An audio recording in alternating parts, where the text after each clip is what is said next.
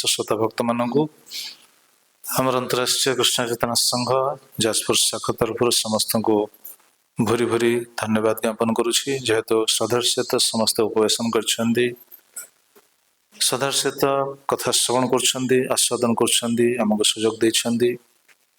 तो विशेषकर श्रीमद भागवतम प्रथम स्कंद में आस्वादन कर भीष्मदेवंकर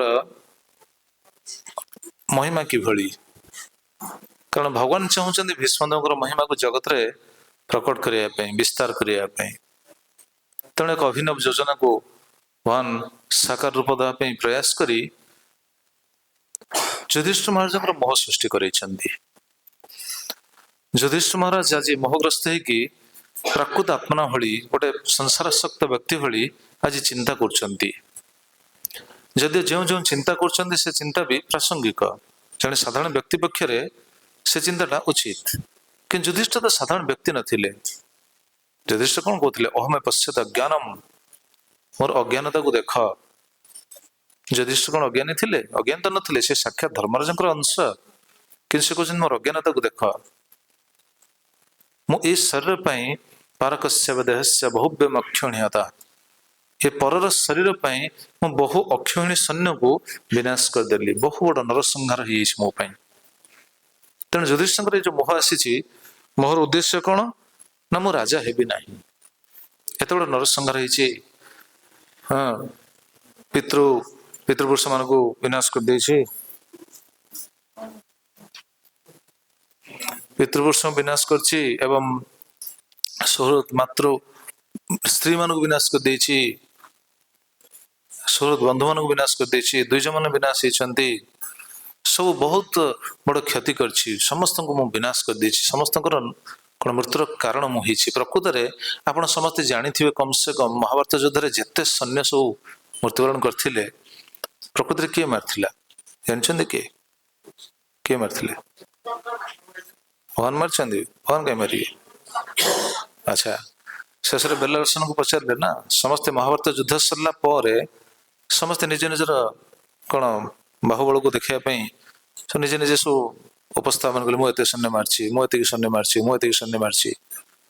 तो समस्ते तो यह निज निजर महिमा को निजे ही प्रकाश कर भगवान कहले अच्छा तुम तो सब मार्च ठीक अच्छी। बेलासन तो बस डाकी पचार, बेलासन को पचरा गला अच्छा कहल किए के सैन्य मार्च? बेलासन कहले किए क्या मारि ना केवल गोटे चक्कर आसी समस्त काटी काटी चली जाइए मुझे देखी। तेरे कहवा तात्पर्य आमर यही पॉइंट ताले युधिष्ठिर केमिति निजे विचार कर समस्त मारी मो समस्त मृत्युवरण कर तो ये हूँ महत् व्यक्ति यहाँ हूँ लक्षण। सी क्या मारि ना कहीं मृत्युवरण करना ये हूँ भगवत इच्छा। कारण भगवान ये जगत आसती कहीं जब जब हो धर्म की हानि बाढ़े अधर्म अभिमान ये जो श्लोक रामचरित मानस जहाँ रही से समय तब तब धरी प्रभु विविध शरीरा से समय भगवान ये जगत आसिक विविध शरीर की आसिक जगत कौन करती अधर्मिक मान को विनाश करती। ये तो भगवान इच्छा। प्रभुपाद महाराज भगवद्गीता प्रथम ही से कथा लिखिं समस्त बालुंग को जमी बिलर एका बेले मूलोत्पाटन कराए महाभारत युद्ध मध्य भगवान समस्त को सफा कर देइछन्ति। किंतु युधिष्ठिर महाराज चिंता कर कौन अहो मे पश्चात अज्ञानम मोर अज्ञानता को देख। ये हूँ उत्तम व्यक्ति लक्षण। दोष नथिले निजको दोषी बोली विचार करती। प्रकृत में ये विचार जहाँ आसे से ही भजन करें से ही भक्ति करें। आम सब समय तो दोषी आम कहीं भाव्य आम मुक्तात्मा ना आम जदि मुक्तात्मा ही था आम जदि निर्दोषी ही था आम ये जगत नहीं से जगत था ये जगत अच्छे कहीं दोष अच्छी बोली रही है। केवल दोष ना कहार जो मैंने मुक्तात्मा शुद्ध साधु मान दोष ना आचार्य मान परंपरार शुद्ध साधु से दोष ना से कहुना आर्य विज्ञ वाक्य नहीं दोष तत्चतुष्टय से वाक्य से कौन ये चार्टा दोष ना आमर दोष रही आम शुद्ध हवापाई शुद्धिकरण प्रक्रिया आम अंशग्रहण करें आम साधन कर साधन कर शुद्ध हवापाई कि युधिष्ठिर महाराज तो शुद्ध, से तो मुक्तात्मा, तांकर जो मोहटा आसी ये भगवत इच्छा, भगवान की इच्छा आसी। कौन सी विशेष कारण जो जदि पार्षद मान मन जदि मोह सृष्टि हुए ताहले एटा भगवत इच्छा। जेमिति अर्जुन मोह सृष्टि होता, अर्जुन मध्य विचार कले मो युद्ध करी नहीं, आत्मीय स्वजन मान देखला पर से विचार कर युद्ध करी नहीं, मोह सृष्टि होगा। तो अर्जुन मोह सृष्टि केमी हम? अर्जुन जदि भगवान एत बड़ भक्त, भगवान जहाँ रथरे सारथी दायित्व को निजे निभे सी तो साधारण व्यक्ति नुहति, तो केमी मोह आसो? मोह आसा तो बिल्कुल संभव नुहे। पुणी अर्जुन केमी मोहग्रस्त हेले ना? भगवत इच्छा।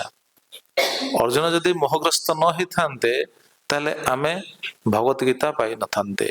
तेणु अर्जुन को मोहग्रस्त करके भगवान जगत को भगवत गीता रूपक अमृत को आस्वादन करने योजना, गीता अमृत को देदेले। अर्जुन यदि मोहग्रस्त न होता ही न था। व्यासदेव, व्यासदेव भगवान अवतार कि नहीं? व्यास विष्णु रूपाय। व्यासदेव पुणी मोह सृष्टि, व्यासदेव मोह सृष्टि होगा फल नारद मुनि कौन कले? उपदेश देले। नारद मुनि को उपदेश प्राप्त से भागवत रचना कले। देखो महान महान व्यक्तित्व जो ये किसी विपरीत स्थिति आसे, भगवत इच्छा, भगवान की इच्छा रे आमे भावी उचित न। लोक मैंने विचार करते आमे जहाँ कर भगवान की इच्छा। ना ना ना, आमे जहाँ कर भगवान की इच्छा नहीं। आमे जहाँ कर आमर कामना वासना को चरितार्थ करने कर किए कहना ना भगवान की इच्छा। जदि भगवान की इच्छा ताहले दुख जो आसता भगवान की इच्छा विचार कर ग्रहण करनी, हजम कर दियो, क्या डाइजेस्ट कर पारना। दुख आसले भगवान की इच्छा, जदि से हिसाब से ग्रहण करते ताहले हाँ भगवान की इच्छा। समस्या सम्मुखीन हेले ठीक अच्छे भगवान की इच्छा, हाथटा कटिगला भगवान की इच्छा, भल बढ़िया किए ग्रहण कर तेणु भगवान आम द्वारा कहीं कौन लीला करें? तो बद्धजीव गुड़ाक से नित्य पार्षद को लेकिन लीला करेंगे ना, मोहग्रस्त करेंगे, द्वारा जगत को शिक्षा देवे। तेणु व्यासदेव से मोह जो से आज जेल से कथा आलोचना होता। दशरथ मोह थिला कि नहीं संसार प्रति? मोह को केमी काटिले देखु, नारद मुनि द्वारा, साधु द्वारा मोह कटि जाए। नारद मुनि द्वारा मोह कटिला, मोह कटिला पर जगत गोटे सुंदर अवदान मिलला, जगत प्रति गोटे सुंदर विषय आसला ना। कौन पाइले? आमे रामायण पाइले। सेमिति युधिष्ठिर महाराज मोह सृष्टि ये युधिष्ठिर महाराज मोह जो जगत भी गोटे सुंदर वस्तु पाइबे। आम समस्ते सुंदर वस्तु प्राप्त होती। युधिष्ठिर मोह जो आमको से वस्तु मिलला। क्यों वस्तु? पितामह भीष्म। युधिष्ठिर मोह जो जगतवासी एक सुंदर वस्तु प्राप्त हेले सी हूँ महाभारत शांति पर्व, जो बहुत शिक्षा रही जीवपाई आम बहुत शिक्षा रही। शांति पर्व जेमिति श्रीमद् भागवतम रे दशम स्कंद हूँ सबुठ बड़ 90 अध्याय विशिष्ट, महाभारत शांति पर्व हूँ सेमिति बड़। शांति पर्व हूँ 365 अध्याय विशिष्ट। मुख्य 3टी पर्व रही, राजधर्म अनुशासन पर्व, आपद्धर्म पर्व, मुख्य धर्म पर्व। ये 3टी पर्व ये सब भीष्मदेव द्वारा कहुई। शांति पर्व आसला युधिष्ठिर मोह जो, तेणु भगवान कर इच्छा। तेज युधिष्ठिर कहीं मोहग्रस्त कर? कारण भगवान चाहते भगवान योजना कौन आम तो श्रवण करते विश्वनाथ ठाकुर श्रीधर स्वामी टीकार से कथा ही सूचना दे भीष्म महिमा को जगत रे प्रकट करेंगे, देखेबे मो ठारू भीष्म केमिति श्रेष्ठ, समस्त मुनि ऋषि ठारू भीष्म केमिति श्रेष्ठ। क्यों दृष्टि? धर्म तत्वज्ञ, धर्म तत्वज्ञ आमठू सी अधिका जानती, भगवान ठू कहीं अधिका जानती ना, किंतु भगवान चाहते भक्त को श्रेष्ठ करने। तेणु मोह को काटिया सी कौन कले? योजना कले एवं समस्त मुनि ऋषि मान सत्य जमी मुनि ऋषि मान भर प्रश्न ये आसूँ बुझाई चेष्टा करते बुझाऊँ युधिष्ठिर अज्ञानता सेते बढ़ुची। तापरे समस्ते युधिष्ठिर कहले ठीक अच्छे युधिष्ठिर आमे तो बुझिले तुम बुझुन पितामह भीष्म पाखु जीवा तो युधिष्ठिर सचरे राजी हेले कहले हाँ ठीक अच्छे जीवा तापरे समस्ते पितामह भीष्म निकट को आसछन्ती हस्तिनापुर आसछन्ती कोठी की कुरुक्षेत्र पाखापाखि 90 माइल रास्ता समस्ते आसछन्ती रथरे रथरे तो आसछन्ती किभଳି आसछन्ती काली सुनिले कथा को विश्राम देथिले समस्त जो रथरे आसछन्ती क्यों क्यों रथ केमिति सब आसछन्ती माने अति सुसज्जित कौन सुंदर सुसज्जित रथ एवं समस्ते राजकीय पोशाक सज्जित होगी तदा ते भ्रातरः सर्वे सदस्यै स्वर्णभूषितै अन्न गच्छन् रथिर्विप्रा व्यासधौम्यादयस्तथा तदा ते भ्रातरः सर्वे समस्त भाई माने केवल युधिष्ठिर एका जाई ना युधिष्ठिर सहित समस्त भाई माने भी गले किभଳି गले सदस्यै स्वर्णभूषितै सुसज्जित रथरे तांकर कोन अभाव अछि कि से तो राजा हे सारछन्ती जदि आज सिना राजा हेबी नाही बोली विचार करछन्ती कि समस्त ऐश्वर्य तो तांका हाथ अछि ना हस्तिनापुर वर्तमान तो अधिकार तो सी कारण तो दुर्योधन 100 भाई तो केही नाहंती तेणु समस्त ऐश्वर्य जेहेतु से अधिकारी थिले आज सुसज्जित रथ द्वारा से द्वारका को सॉरी कौन आम कुरुक्षेत्र को आसुचंदी तेणु समस्त भाई माने आसुचंदी एवं किभଳି आसुचंदी ना स्वर्ण भूषित समस्ते टिके टिके टिके टिके आगु को चली आसंतु जो माने आसुचंदी जागा होनी समस्ते टिके आगु आस तेणु स्वर्ण भूषित अर्थात सुसज्जित राजकीय वेश को धारण करी समस्ते आसुचंदी स्वर्ण मुकुट धारण करछन्ती राजकीय वेश धारण करछन्ती एई भली रथरे सुसज्जित अवस्था सब आछन्ती तो गतकाली आमे कथा को एठी विश्राम देथिले किंतु गोटे प्रश्न भी पचरा जायथिला जे मुमुर्षु व्यक्ति निकट को जतले कोनसी व्यक्ति जानती तांको समवेदना जणे पे जानती ना निजर ऐश्वर्य देखिया पे जानती तांको दुख रे दुखी हेकी तो जानती जने व्यक्ति मुमुर्षु मरणशील व्यक्ति मृत्यु शज्या पड़ती पाखक जो कौन व्यक्ति जी देखा भेटिया जी दुख में सहभागी हाँपे जी ना सहभागी समवेदना जनवाई जी किंतु एमाने जाउछन्ति किभଳି एमाने जाउछन्ति पूरा राजकीय वेश सुसज्जित होगी जाउछन्ति एटा केते दूर प्रासंगिक काली के विषय चिंता करछन्ति मु कहितले 24 घंटा चिंता करिया पई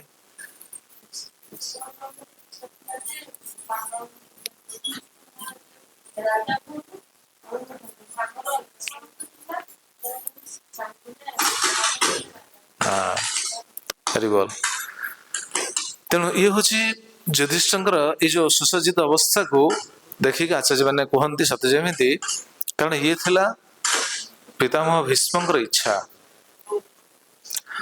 पितामह भीष्म चाहूले युधिष्ठिर राजा हुअन्तु तेणु युधिष्ठिर राजा हुअन्तु ये थिला पितामह भीष्म इच्छा तेबे युधिष्ठिर राजा हला परे राजगादी बसला परे राजसिंहासन बसला परे पितामह भीष्म तो उठिक आसी देखि परिबेनी से तो सेठ शयन कर सरस्वती से आप से अवस्था उठी आसपर कि सेठू ही सी तो जगत विदाय नहीं कि तेणु राजकीय बेशटा को सी देखिपारे से भगवत इच्छा क्रमे भगवान की इच्छा क्रमे आज से भली सुसज्जित होगी समस्ते जाउछन्ति अर्थात भगवान चाहते कौन सत्य भगवान की इच्छा या जे पितामह भीष्म स्वप्न आज साकार होटा सी देखु कारण जो सिंहासन एते से संग्राम करते संग्राम कौन मानसिक संग्राम बहुत बड़ समस्यार सम्मुखीन से होते दुर्योधन बागबाण द्वारा से विद्ध हो जाते किसी कही पार नथिले किसी करि पार नथिले एमती भगवान को खुलम खुला डाकी पार नथिले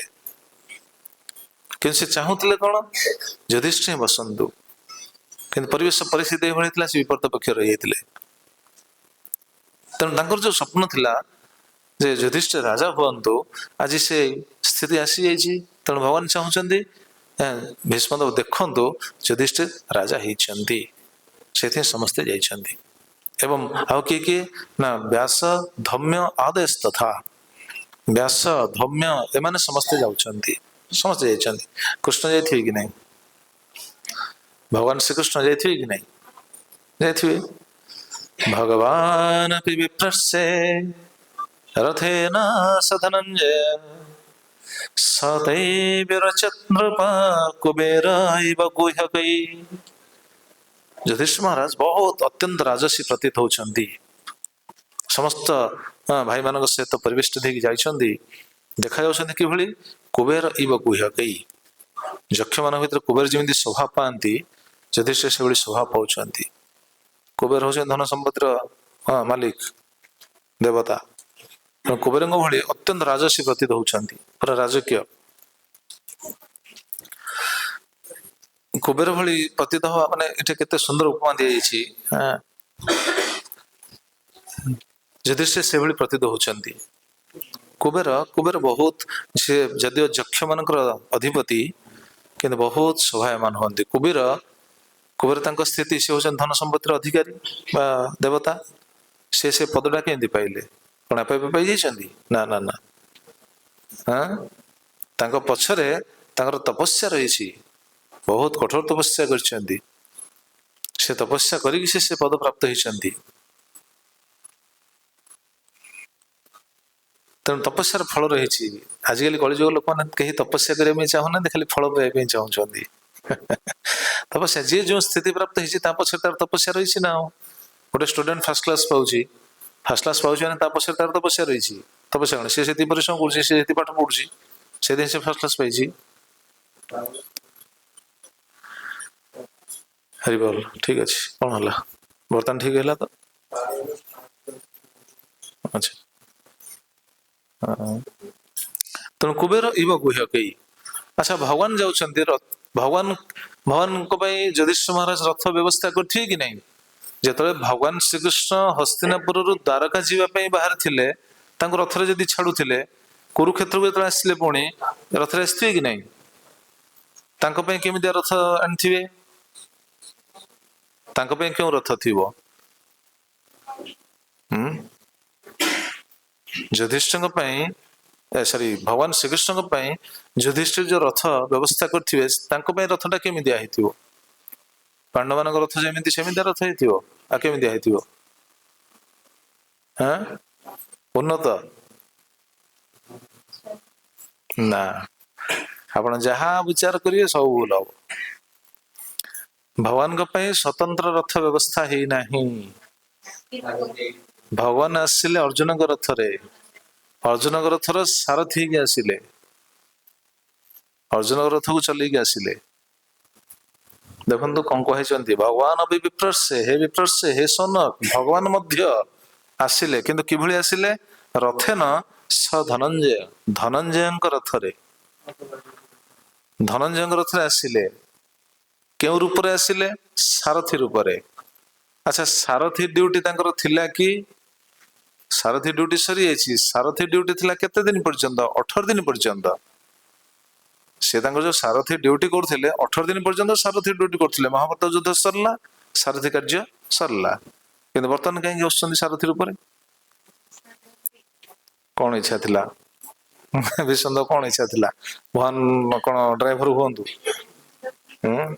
भगवान रथ ड्राइवर हुंतु तो भीष्मदेव से रूपटा को बेसी पसंद करथिले पार्थ सारथी रूप प्रति भीष्मदेव गोटे आकर्षण थिला से भगवान देखौछन्ति से रूपटा को माने भीष्मदेव ए रूप को देखंतु से आज रथेनस धनंजय सारथी सारथी पद को एमिति नुह जे कौन युधिष्ठिर महाराज पांडव माने अर्जुन कही तुम रथर सारथी हो ना ना ना ना महाभारत पढ़ला अपन जानिबे रथर सारथ्य पद को भगवान श्रीकृष्ण निजे ही अंगीकार करथिले निजे ही कही जाइथिले ना उभय जाइथिले कौन कृष्णकर सहायता पाई दुर्योधन भी जाइए अर्जुन भी जाइछन्ति समस्त जानथिबे से लीला दुर्योधन जाई बसछि कोठी कृष्णकर मुंड पाखरे बसछि भगवान श्रीकृष्ण शयन करछन्ति अर्जुन बसछि कोठी पाद पाखरे अर्जुन पाद पाखरे बसछन्ति भगवान श्रीकृष्ण तो उठिले देखिले हठात नजर पड़ला अर्जुन को ऊपर पचारला रे सखा अर्जुन तुम आसछ कौन पे आसछ ना भाई पठेइछन्ति ना काहेकि ना सहायता पे पठेइछन्ति कौन सहायता ना जेहेतु युद्ध हब ତେଣୁ ଆପଣ ସହାୟତା କରିବେ, ଆପଣ ଆମ ପକ୍ଷରେ ରହିବେ। ସେ ସମୟରେ ଦୁର୍ଯ୍ୟୋଧନ ବି କହୁଛି କେଶବ ମୁଁ ବି ଅଛି, ମୋ ଉପରେ ଟିକେ ଦୃଷ୍ଟି ପକାଅ, ମୁଁ ବି ଅଛି, ମୁଁ ଆଗୁଆ ପ୍ରଥମରୁ ଆସିଛି। କହିଲା ଆଚ୍ଛା ତୁମେ ଆସିଛ, ଠିକ ଅଛି ଆସିଛ, କିନ୍ତୁ ମୋ ଦୃଷ୍ଟି ତାଙ୍କ ଉପରେ ପଡ଼ିଲାଣି। ନା ପଡ଼ିଲେ କଣ, ମୁଁ ପ୍ରଥମରୁ ଆସିଛି, ତେଣୁ ମୋ କଥା ଆଗେ ଶୁଣ। ତ ଭଗବାନ ଶ୍ରୀକୃଷ୍ଣ ପ୍ରଥମେ ଅର୍ଜୁନକୁ କଣ କହିଲେ, କହିଲେ ଦେଖ ମୁଁ ତ ଯୁଦ୍ଧ କରିବିନି, ମୁଁ ଯୁଦ୍ଧ କରିବିନି। କାହିଁ ଯୁଦ୍ଧ କରିବିନି, କାରଣ ତୁମେ ହେଲ ମୋର କଣ ସମ୍ପର୍କୀୟ, ଦୁର୍ଯ୍ୟୋଧନ ବି ମୋର ସମ୍ପର୍କୀୟ, ସିଏ ମୋର ସମ୍ବନ୍ଧୀ। ତେଣୁ କାହିଁ ଯୁଦ୍ଧ କରିବି, କାହା ପକ୍ଷରୁ ଯୁଦ୍ଧ କରିବି, ଯୁଦ୍ଧ କରିବିନି, ବରଂ ମୁଁ ସହାୟତା କରିବି, ରଥର ସାରଥୀ ଭାରତୀ ହେବି, ଯୁଦ୍ଧ କରିବିନି। ବରଂ ଯୁଦ୍ଧ କରିବେ ମୋର ସେନା ରହିଛନ୍ତି ନାରାୟଣୀ ସେନା, ନବା କଥା ଯଦି ନିଅ। ତ ସେ ସମୟରେ ଅର୍ଜୁନ ବିଚାର କରୁଛନ୍ତି କଣ ମାଗିବେ। ସେ ସମୟରେ ଇଏ ଦୁର୍ଯ୍ୟୋଧନ ଉଠିଲେ। ଦୁର୍ଯ୍ୟୋଧନ କହିଲେ କେଶବ ମୁଁ ମଧ୍ୟ ଅଛି। ତ ଭଗବାନ କହିଲେ ଠିକ ଅଛି ତମେ ଯଦି ଆସିଛ ଠିକ ଅଛି। ଅର୍ଜୁନ ଉପରେ ମୋର ଦୃଷ୍ଟି ପଡ଼ିଲାଣି। ତାପରେ ଅର୍ଜୁନ ଯେହେତୁ ବୟସରେ ଛୋଟ ସାନ, ତାକୁ ସୁଯୋଗ ଦିଅ, ସେ କଣ ମାଗୁଛନ୍ତି ମାଗି ଦିଅନ୍ତୁ। ତ ସେଠୁ ସେ ପଚାରିଲେ ଅର୍ଜୁନ ତମେ କଣ ନବା ପାଇଁ ଆସିଛ, କଣ ନବ? ଅର୍ଜୁନ କହିଲେ ହେ କେଶବ ଆମେ ଚାହୁଁଛୁ ଆପଣ ଆମ ପକ୍ଷରେ ରୁହନ୍ତୁ। ଭଗବାନ କହିଲେ ମୁଁ ଯୁଦ୍ଧ କରିବିନି, ମୁଁ ଅସ୍ତ୍ର ଧରିବିନି। କହିଲେ ଆପଣ ଅସ୍ତ୍ର ନ ଧରନ୍ତୁ, କିନ୍ତୁ ଆପଣ ଆମ ପକ୍ଷରେ ରୁହନ୍ତୁ। ଭଗବାନ କହୁଛନ୍ତି ଆରେ ଅର୍ଜୁନ ତୁମକୁ ଭାଇ ପଠେଇଥିଲେ କଣ ପାଇଁ, ସୈନ୍ୟ ବଳ ନେବା ପାଇଁ। ମୁଁ ତ ଯୁଦ୍ଧ କରିବିନି, ମତେ ନେଇ କଣ କରିବ? ଦୁର୍ଯ୍ୟୋଧନ ଶେଷରୁ କହୁଛି କେଶବ ସେ ତ ମାଗି ସାରିଲାଣି, ତାକୁ କାହିଁ ଆପଣ ଡିଷ୍ଟର୍ବ କରୁଛନ୍ତି? ମାନେ ଦୁର୍ଯ୍ୟୋଧନର ଆଶା ଅଛି କଣ, ଦୁର୍ଯ୍ୟୋଧନ ପ୍ରକୃତରେ ଆସିଥିଲା କଣ ପାଇଁ, କୃଷ୍ଣ ପାଇଁ ନୁହଁ। ଦୁର୍ଯ୍ୟୋଧନ ଆସିଥିଲା ସେ ନାରାୟଣୀ ସେନାକୁ ନେବା ପାଇଁ। ମାନେ ଦୁର୍ଯ୍ୟୋଧନ ବିଚାର କରୁଛି ଇଏ ଭଗବାନ ଶ୍ରୀକୃଷ୍ଣ, ଆମେ ସିନା ଭଗବାନ କହୁଛି, ସେ ଭଗବାନ କହୁଥିବ କି? ଇଏ କୃଷ୍ଣ ଅର୍ଜୁନକୁ ପୁଣି କହିକି ପୁଣି କଥାଟାକୁ ବଦଳେଇ ଦେବେ, ପୁଣି ନାରାୟଣୀ ସେନାଟା କାଳେ ଅର୍ଜୁନ ନେଇଯିବ, ତାର ସନ୍ଦେହ ରହିଛି ସେଇଠି। ତେଣୁ ସିଏ କହିଲା ତାକୁ କାହିଁକି ଡିଷ୍ଟର୍ବ କରୁଛି, ସେ ତ ମାଗି ସାରିଲାଣି। ତ ନାରାୟଣ ସେନାକୁ ଦୁର୍ଯ୍ୟୋଧନ ନେଇକି ଗଲା, ଅର୍ଜୁନ ନେଇଗଲେ ଭଗବାନ ଶ୍ରୀକୃଷ୍ଣଙ୍କୁ ସେଠି ସ୍ୱୀକାର କଲେ। ତ ଭଗବାନ ଶ୍ରୀକୃଷ୍ଣ ସେଠି ରଥର ସାରଥୀ ହେବେ ବୋଲି ସେଠି ନିଜ ତରଫରୁ କହିଥିଲେ। ଏମାନେ କେହି କହିନାହାନ୍ତି ଆପଣ ରଥର ସାରଥୀ ହୁଅନ୍ତୁ, ନାଇଁ। ତେଣୁ ରଥେନ ଧନ ଯେତେ ବି ସେ ସାରଥୀ କାର୍ଯ୍ୟ ତ ସରିଯାଇଛି, କିନ୍ତୁ ଆଜି ପୁଣି ଯାଉଛନ୍ତି।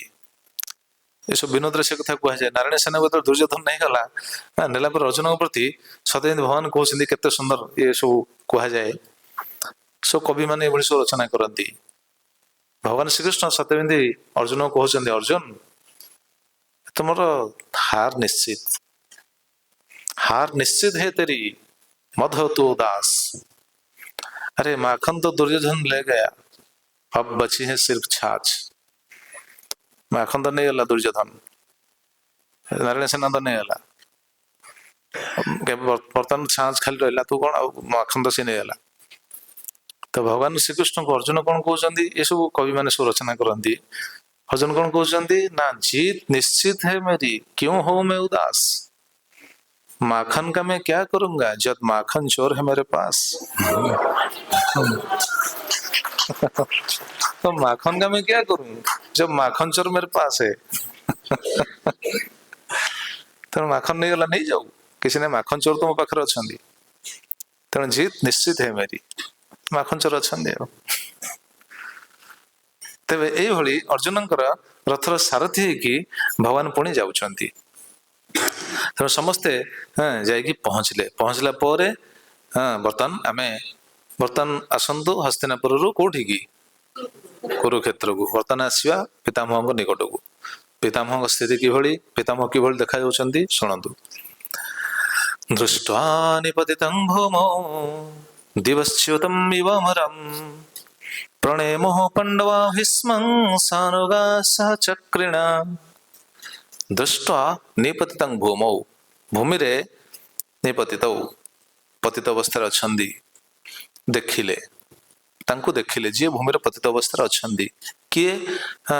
ନା ଦେବବ୍ରତ। ଆଚ୍ଛା, ଦେଖାଯାଉଛନ୍ତି କିଭଳି? ଦେବବ୍ରତଙ୍କ ପାଖକୁ ତ ଯାଇଛନ୍ତି, ସେ ଦେଖାଯାଉଛନ୍ତି କିଭଳି? ନା ଦିବଶ୍ଚ୍ୟୁତଂ ଇବ ଅମରମ୍, ଦିବଶ୍ଚ୍ୟୁତଂ ଇବ ଅମରମ୍, ଅମରମ୍ ମାନେ ଦେବତା। ଦିବଶ୍ଚ୍ୟୁତମ୍ ସ୍ୱର୍ଗରୁ ଜଣେ ଦେବତା ସତେ ଯେମିତି ଖସି ପଡିଛନ୍ତି। ଦୁର୍ଯ୍ୟୋଧନ ସରସଜ୍ଜାରେ ଅଛନ୍ତି, କିନ୍ତୁ ଦେଖାଯାଉଛନ୍ତି ସ୍ୱର୍ଗରୁ ଜଣେ ଦେବତା ସତେ ଯେମିତି ପଡ଼ିଛନ୍ତି କି ମାନେ ଏଠୁ କ'ଣ ବୁଝିନେବେ ଏଠୁ ଏଟା ବୁଝିନେବା ଉଚିତ ଭୀଷ୍ମଦେବ ସ୍ୱର୍ଗରୁ ଯୋଉ ପତିତ ସରି କ'ଣ ସରସ୍ୱତୀରେ ଅଛନ୍ତି ସ୍ୱର୍ଗରୁ ଦେବତା ପତିତ ହେଲା ବେଳେ ପ୍ରତ୍ୟମନ ହଉଛନ୍ତି ଏଠୁ କ'ଣ ବୁଝିବେ ଏହା ଯେ ଭୀଷ୍ମଦେବ ସରସ୍ୱତୀରେ ସାଇତ ଥିଲେ ମଧ୍ୟ ତାଙ୍କର ତେଜ ଅଛି ଏମିତି ନୁହଁ ଯେ ରକ୍ତ ସବୁ ବୋହିକି ପଳେଇଥିବ ଶୁଖୁଆ ହେଇକି ଥିବେ ସେମିତି କେହି ଭାବିବା ଉଚିତ ନୁହଁ ତେଜ ଅଛି ଦେଖୁନାହାନ୍ତି କେତେ ମାନେ ତେଜ ଦେବତା ଭଳି ଦେଖା ଯାଉଛନ୍ତି ଆଉ ବାସ୍ତବିକ ସେ ଦେବତା ସେ ମହାନ ପାର୍ଶ୍ୱଦ ଜଣେ ଦେବତା ବି ତାଙ୍କ ଦେହରେ ଆବିଷ୍ଟ ହେଇଥିଲେ ତ ଦିବଶ୍ଚିତମ୍ ଇବ ଆମରମ୍ ତେଣୁ ସମସ୍ତେ ଯାଇକି ଯେତେବେଳେ ଦେଖିଲେ ଭୀଷ୍ମଦେବ ଅଛନ୍ତି ପାଖରେ ପହଞ୍ଚିଗଲେ ପ୍ରଣୟମ ପାଣ୍ଡବ ସର୍ବେ ସମସ୍ତ ପାଣ୍ଡବ ମାନେ ଯାଇକି ପ୍ରଣାମ କଲେ ପାଣ୍ଡବମାନେ ପ୍ରଣାମ କଲେ ଭୀଷ୍ମଙ୍କୁ ପ୍ରଣାମ କଲେ ଏବଂ ସାନୁଗା ସହଚକ୍ରିଣ ଅନୁଗା ପାଣ୍ଡବମାନଙ୍କ ଭାଇ ମାନେ ତାଙ୍କର ଅନୁଗାମୀ ଯୋଉମାନେ ଥିଲେ ବି ସମସ୍ତେ ଏବଂ ସହଚକ୍ରିଣା କୃଷ୍ଣ ବି ଯାଇକି ପ୍ରଣାମ କରୁଛନ୍ତି ସେ କୃଷ୍ଣ ପାଇଁ ପ୍ରଣାମ କରିବେ ତାଙ୍କୁ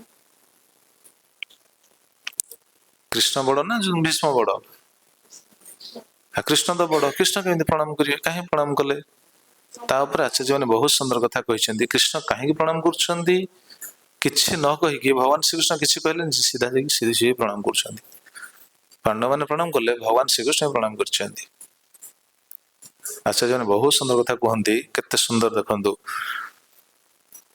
ଯାଦୃଶ ବି ଦେବ ମନୁଷ୍ୟାଣ ନମସ୍କରଣୀୟ ଯେମିତି ଦେବତା ମାନେ ମନୁଷ୍ୟମାନଙ୍କ ଦ୍ୱାରା ପୂଜ୍ୟ ତଥା ଭୀଷ୍ମ ଅପି ସେଇଭଳି ଭୀଷ୍ମ ମଧ୍ୟ ଭଗବତ ବିରୋଧାଚରଣ ଅପି ନମସ୍କରଣୀୟ ସେଇଭଳି ଭୀଷ୍ମଦେବ ଭଗବାନଙ୍କର ବିରୁଦ୍ଧାଚରଣ କଲେ ମଧ୍ୟ ନମସ୍କରଣୀୟ ଭଗବାନ ତାଙ୍କୁ ନମସ୍କାର କରୁଛନ୍ତି କେତେ ସୁନ୍ଦର ସେ ଉଦାହରଣ ଦେଇଦେଲେ ଯେମିତି ଦେବତା ମାନେ ମନୁଷ୍ୟମାନଙ୍କ ଦ୍ୱାରା ପୂଜ୍ୟ କି ନୁହନ୍ତି ମନୁଷ୍ୟମାନେ ତାଙ୍କୁ ପୂଜା କରନ୍ତି କି ନାହିଁ ଆଚ୍ଛା ଦେବତା ମାନଙ୍କର ଭୁଲ ହୁଏ କି ନାହିଁ ଦେବତାମାନଙ୍କର ଭୁଲ ନାହିଁ ଭୁଲ ଅଛି ବେଳେବେଳେ ଦେବତା ଭୁଲ କରନ୍ତି କାରଣ ସେମାନେ ଆମଠୁ ଶ୍ରେଷ୍ଠ ନିଶ୍ଚିତ ଭାବେ ଆମର ଉଦ୍ଦେଶ୍ୟ ନୁହଁ ବା ଆମର ଲକ୍ଷ୍ୟ ନୁହଁ ତାଙ୍କ ଭୁଲକୁ ଦେଖିବା ତାଙ୍କ ଦୋଷକୁ ଦେଖିବା ସେଟା ନୁହଁ କିନ୍ତୁ ତାଙ୍କର ଦୋଷ ଥିଲେ ବି ଆମେ ତାଙ୍କୁ ପ୍ରଣାମ କରୁଛେ କି ନାହିଁ ଆମେ ତାଙ୍କୁ ଅସମ୍ମାନ କରିପାରୁଛେ ଇନ୍ଦ୍ର କେତେ ଭୁଲ କରିଛନ୍ତି ଦେବତା ସାଧାରଣ ଦେବତାଙ୍କ କଥା କ'ଣ କହିବା ଦେବରାଜ ଇନ୍ଦ୍ର ତାଙ୍କର ତ ଭୁଲ ହେଇଛି ପୃଥୁଙ୍କର ଯଜ୍ଞକୁ କ'ଣ ହରଣ କରି ନେଇଯାଉଛନ୍ତି ଆମେ କ'ଣ ଇନ୍ଦ୍ରଙ୍କୁ ଅସମ୍ମାନ କରିପାରିବା କୌଣସି ଦେବତାଙ୍କୁ ଆମେ ଅସମ୍ମାନ କରିପାରିବା ନାହିଁ ସେମାନଙ୍କର ଭୁଲ ଶିବଜୀ କେତେ ଭୁଲ କରିଛନ୍ତି ଶିବଜୀଙ୍କ ଭୁଲ ନାହିଁ ଲୀଳା ଦୃଷ୍ଟି ଯଦି ଦେଖାଯାଏ ଭୁଲ ଭଳି ପ୍ରତୀୟମାନ ହୁଏ କିନ୍ତୁ ଶିବଜୀଙ୍କ ପ୍ରଣାମ କରୁଛେ କି ନାହିଁ ବୈଷ୍ଣବ ମାନଙ୍କ ଯଥା ସମ୍ଭବ ତାହେଲେ ଶିବଜୀ ତ ଭୁଲ କରିଛନ୍ତି ଯଦି ଏ ବୈଷ୍ଣବ ତତ୍ତ୍ୱଟା ବି ରହିଛି ଏଇଠି ଗୌଡୀୟ ବୈଷ୍ଣବ ସିଦ୍ଧାନ୍ତରେ ବି ରହିଛି ନା ଶିବଜୀ ଅସୁର ମାନଙ୍କୁ ବର ଦେଇଛନ୍ତି କି ନାହିଁ ଭସ୍ମାସୁରକୁ ବର ଦେଇଦେଲେ ଯାହା ମୁଣ୍ଡରେ ହାତ ଦବ ଭସ୍ମ ହୋଇଛି ଦେଇଛନ୍ତି ତ ଶିବଜୀ କିନ୍ତୁ ଶିବଜୀଙ୍କୁ ପୁଣି ଆମେ ସମ୍ମାନ ଦଉଛନ୍ତି କି ନାହିଁ ବୈଷ୍ଣବ ଯଥା ସମ୍ଭବ ସେ ସ୍ଥିତିରୁ ସେ ଚ୍ୟୁତ ହଉଛନ୍ତି କି ନାଇଁ ଆମେ ତ ତାଙ୍କୁ ସମ୍ମାନ ଦଉଛେ କିନ୍ତୁ ଆମେ ସାଧାରଣ ବୈଷ୍ଣବ କେମିତି ଦୋଷ ଦେଖିବା ବୈଷ୍ଣବ ଦୋଷ ଦେଖାଯାଏ ନାହିଁ ଶିବଜୀଙ୍କ ଦୋଷ ଦେଖାଯିବନି ଦେବତାମାନଙ୍କ ଦୋଷ ଦେଖାଯାଏ ନାହିଁ ସେମାନେ ଯେଉଁ ସ୍ଥିତିରେ ରହିଲେ ବି ସେମାନେ ଯେମିତି ପ୍ରଣମ୍ୟ ଠିକ ସେଭଳି ଭୀଷ୍ମ ଭଗବତ ବିରୋଧାଚରଣ କରିବା ସତ୍ତ୍ୱେ ମଧ୍ୟ ସେ ହଉଛନ୍ତି ପ୍ରଣମ୍ୟ ଭଗବାନ ଏଟା ଦେଖେଇଲେ ଭଗବତ ବିରୋଧାଚରଣ ବି ନମସ୍କରଣୀୟ କେମିତି ଦେଖୁନାହାନ୍ତି ତାକୁ ପୁରା ସ୍ପଷ୍ଟ ବୁଝାଇ ଦିଆଯାଇଛି ଯଥା ଦେବ ସ୍ୱପଦଚ୍ୟୁତ ଅପି ଅନ୍ୟସଂ ଭଜନୀୟ ଯେମିତି ଦେବତା ମାନେ ନିଜ ପଦରୁ ଚ୍ୟୁତ ହେଲେ ମଧ୍ୟ ଅନ୍ୟମାନଙ୍କ ଦ୍ୱାରା ଭଜନୀୟ ପଦରୁ ଚ୍ୟୁତ ମାନେ କ'ଣ ସେମାନେ ଭୁଲ କଲେ ମଧ୍ୟ ଇନ୍ଦ୍ର ତାଙ୍କ ପଦରୁ ମଧ୍ୟ ଚ୍ୟୁତ ହେଇଯାଇଛନ୍ତି ଆସିକି ପଦ ନାଡ ହେତେ ଲୁଚିଥିଲେ ସେ ସମୟରେ ନହୁଷ ଯାଇକି ରାଜା ହେଲେ ଇନ୍ଦ୍ର ସ୍ୱର୍ଗ ରାଜା ହେଲେ କି ଯେତିକି ସମୟ ସେ ରାଜା ହେଲେ ସେ ବି ପ୍ରଣମ୍ୟ ହେଲେ ସେ ନମସ୍କରଣୀୟ ହେଇଗଲେ ତାପରେ ଇନ୍ଦ୍ର ପୁଣି ଯେତେବେଳେ ଗଲେ ସେ ପୁଣି ପୂଜ୍ୟ ହେଲେ ତ ସେମାନେ ତାଙ୍କ ସ୍ଥିତିରୁ ଚ୍ୟୁତ ହେଇଗଲେ ଯେ ତାଙ୍କୁ ଆମେ ନିନ୍ଦା କରିବା ଘୃଣା କରିବା ନାହିଁ ତାମାନେ ଏଠୁ ବୁଝି ନେବା ଉଚିତ ଇଏ ହଉଛି ଭଗବତ ଇଚ୍ଛା ଭଗବାନଙ୍କ ଇଚ୍ଛାରେ ଭଗବାନ ଏସବୁ ଲୀଳା କରନ୍ତି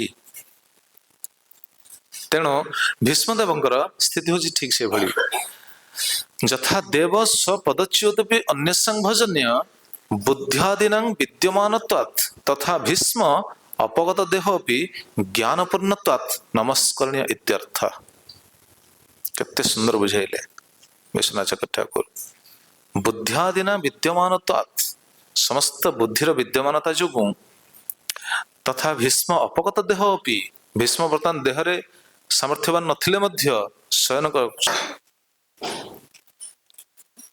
उन्नत जो माने उन्नत स्थिति अछंती तांको बहुमानन करिवे जदि न करचंदी ताहले कोन समृतक मृत्वा से वंचित हो तो मला आसी मरला परे मृत्युकरण कला परे पुणी दंड अछि नरक जाय दंड पाइबो से नरक ना होची क्षार कर्दम नरक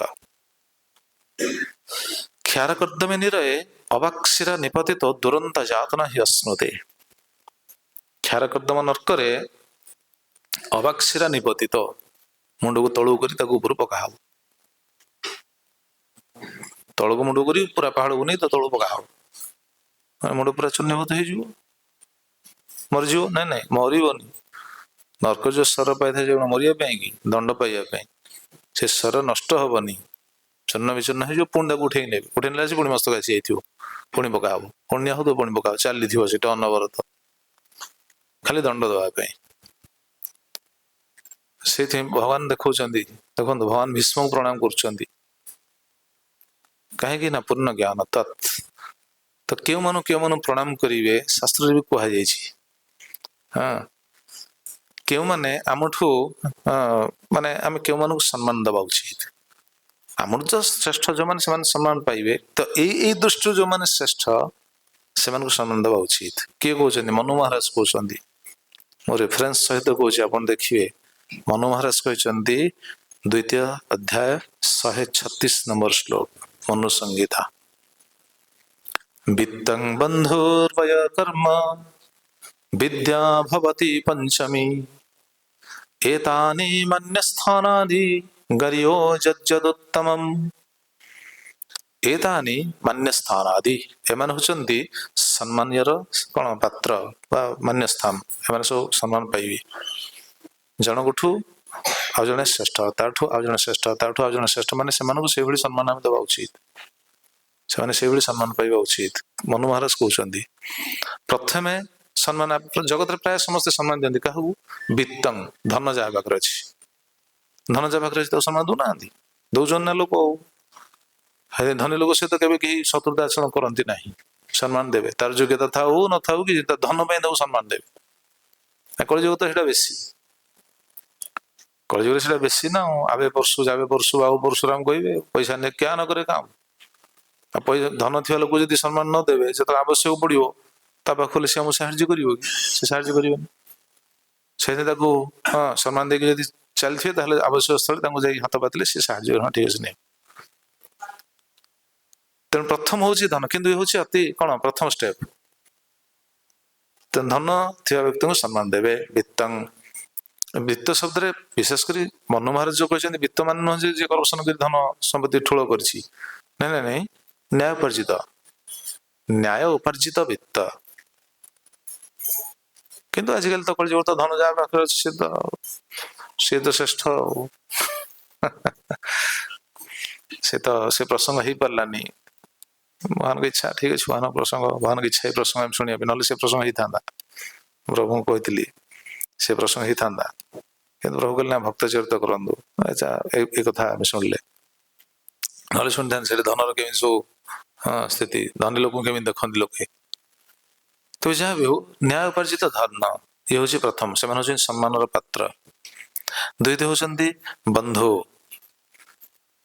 बंधु शब्द रे पितृव्य गुरुजन एमान सब एमान सम्मानीय आम आमर गुरुजन को केवे हतादर कर परियानी दोष थाउ भूल थाउ तांकर भूल थाई पारे आमे आज कौन भावुछ आमे ठीक अच्छे जोगु तो आम चलीचे ना जगत रे जोगु तो आम शरीर छोट बड़ होती अल्टीमेटली सब किसी तो भगवान द्वारा होची तो ठीक किंतु सी तो आमको बड़ कर तेणु दोष थिले आम दोषी कहीपर ना सम्मान देवा उचित गुरुजन पितृव्य बंधु शब्द रे तृतीय हूँ वय वय माने बयस दृष्टि जो मैंने श्रेष्ठ आमठू बड़ सीनियर जो मैंने बयस जो मैंने बड़ से सम्मान दौन ना दौना सम्मान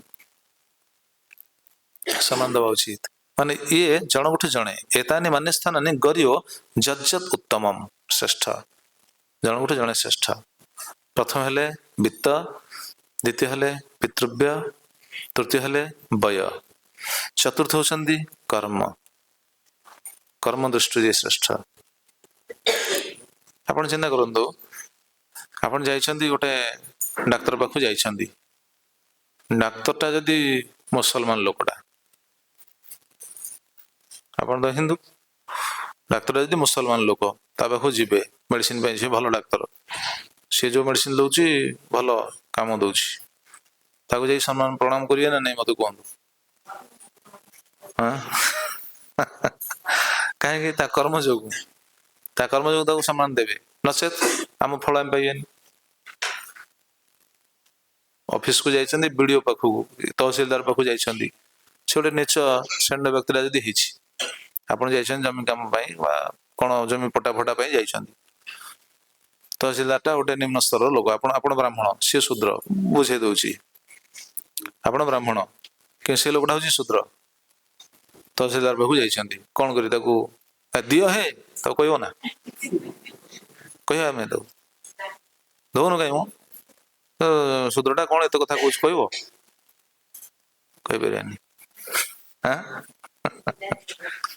ସେ ଯାହା କାମ ହବାକୁ ଥିବ ଆଉ ହବନି, ଟୋଟାଲ ଗଲା। ତ ଆମେ ସେଠି କଣ କରୁଛେ? ତାକୁ ସମ୍ମାନ ଦଉଛେ ନା? ସମ୍ମାନ ଦେଲେ କଣ ହଉଛି? ଆମ କାର୍ଯ୍ୟଟା ହାସଲ ହଉଛି ନା? ତ ଦେଖନ୍ତୁ, ଜାଗତିକ ଦୃଷ୍ଟିକୋଣ ଏଟା ବୁଝି ନେବା ଉଚିତ। ମନୁମାର ଯୋଉ ଲେଖିଛନ୍ତି ମନୁଷ୍ୟ ବହୁତ ସୁନ୍ଦର ନା, ଜୀବ ପାଇଁ ଉପାଦେୟ ବସ୍ତୁ, ଉପାଦେୟ ଶିକ୍ଷା। ତେଣୁ କର୍ମ ଦୃଷ୍ଟିରୁ ଯିଏ ଶ୍ରେଷ୍ଠ ତାଙ୍କୁ ଆମେ ସମ୍ମାନ ଦଉଛେ।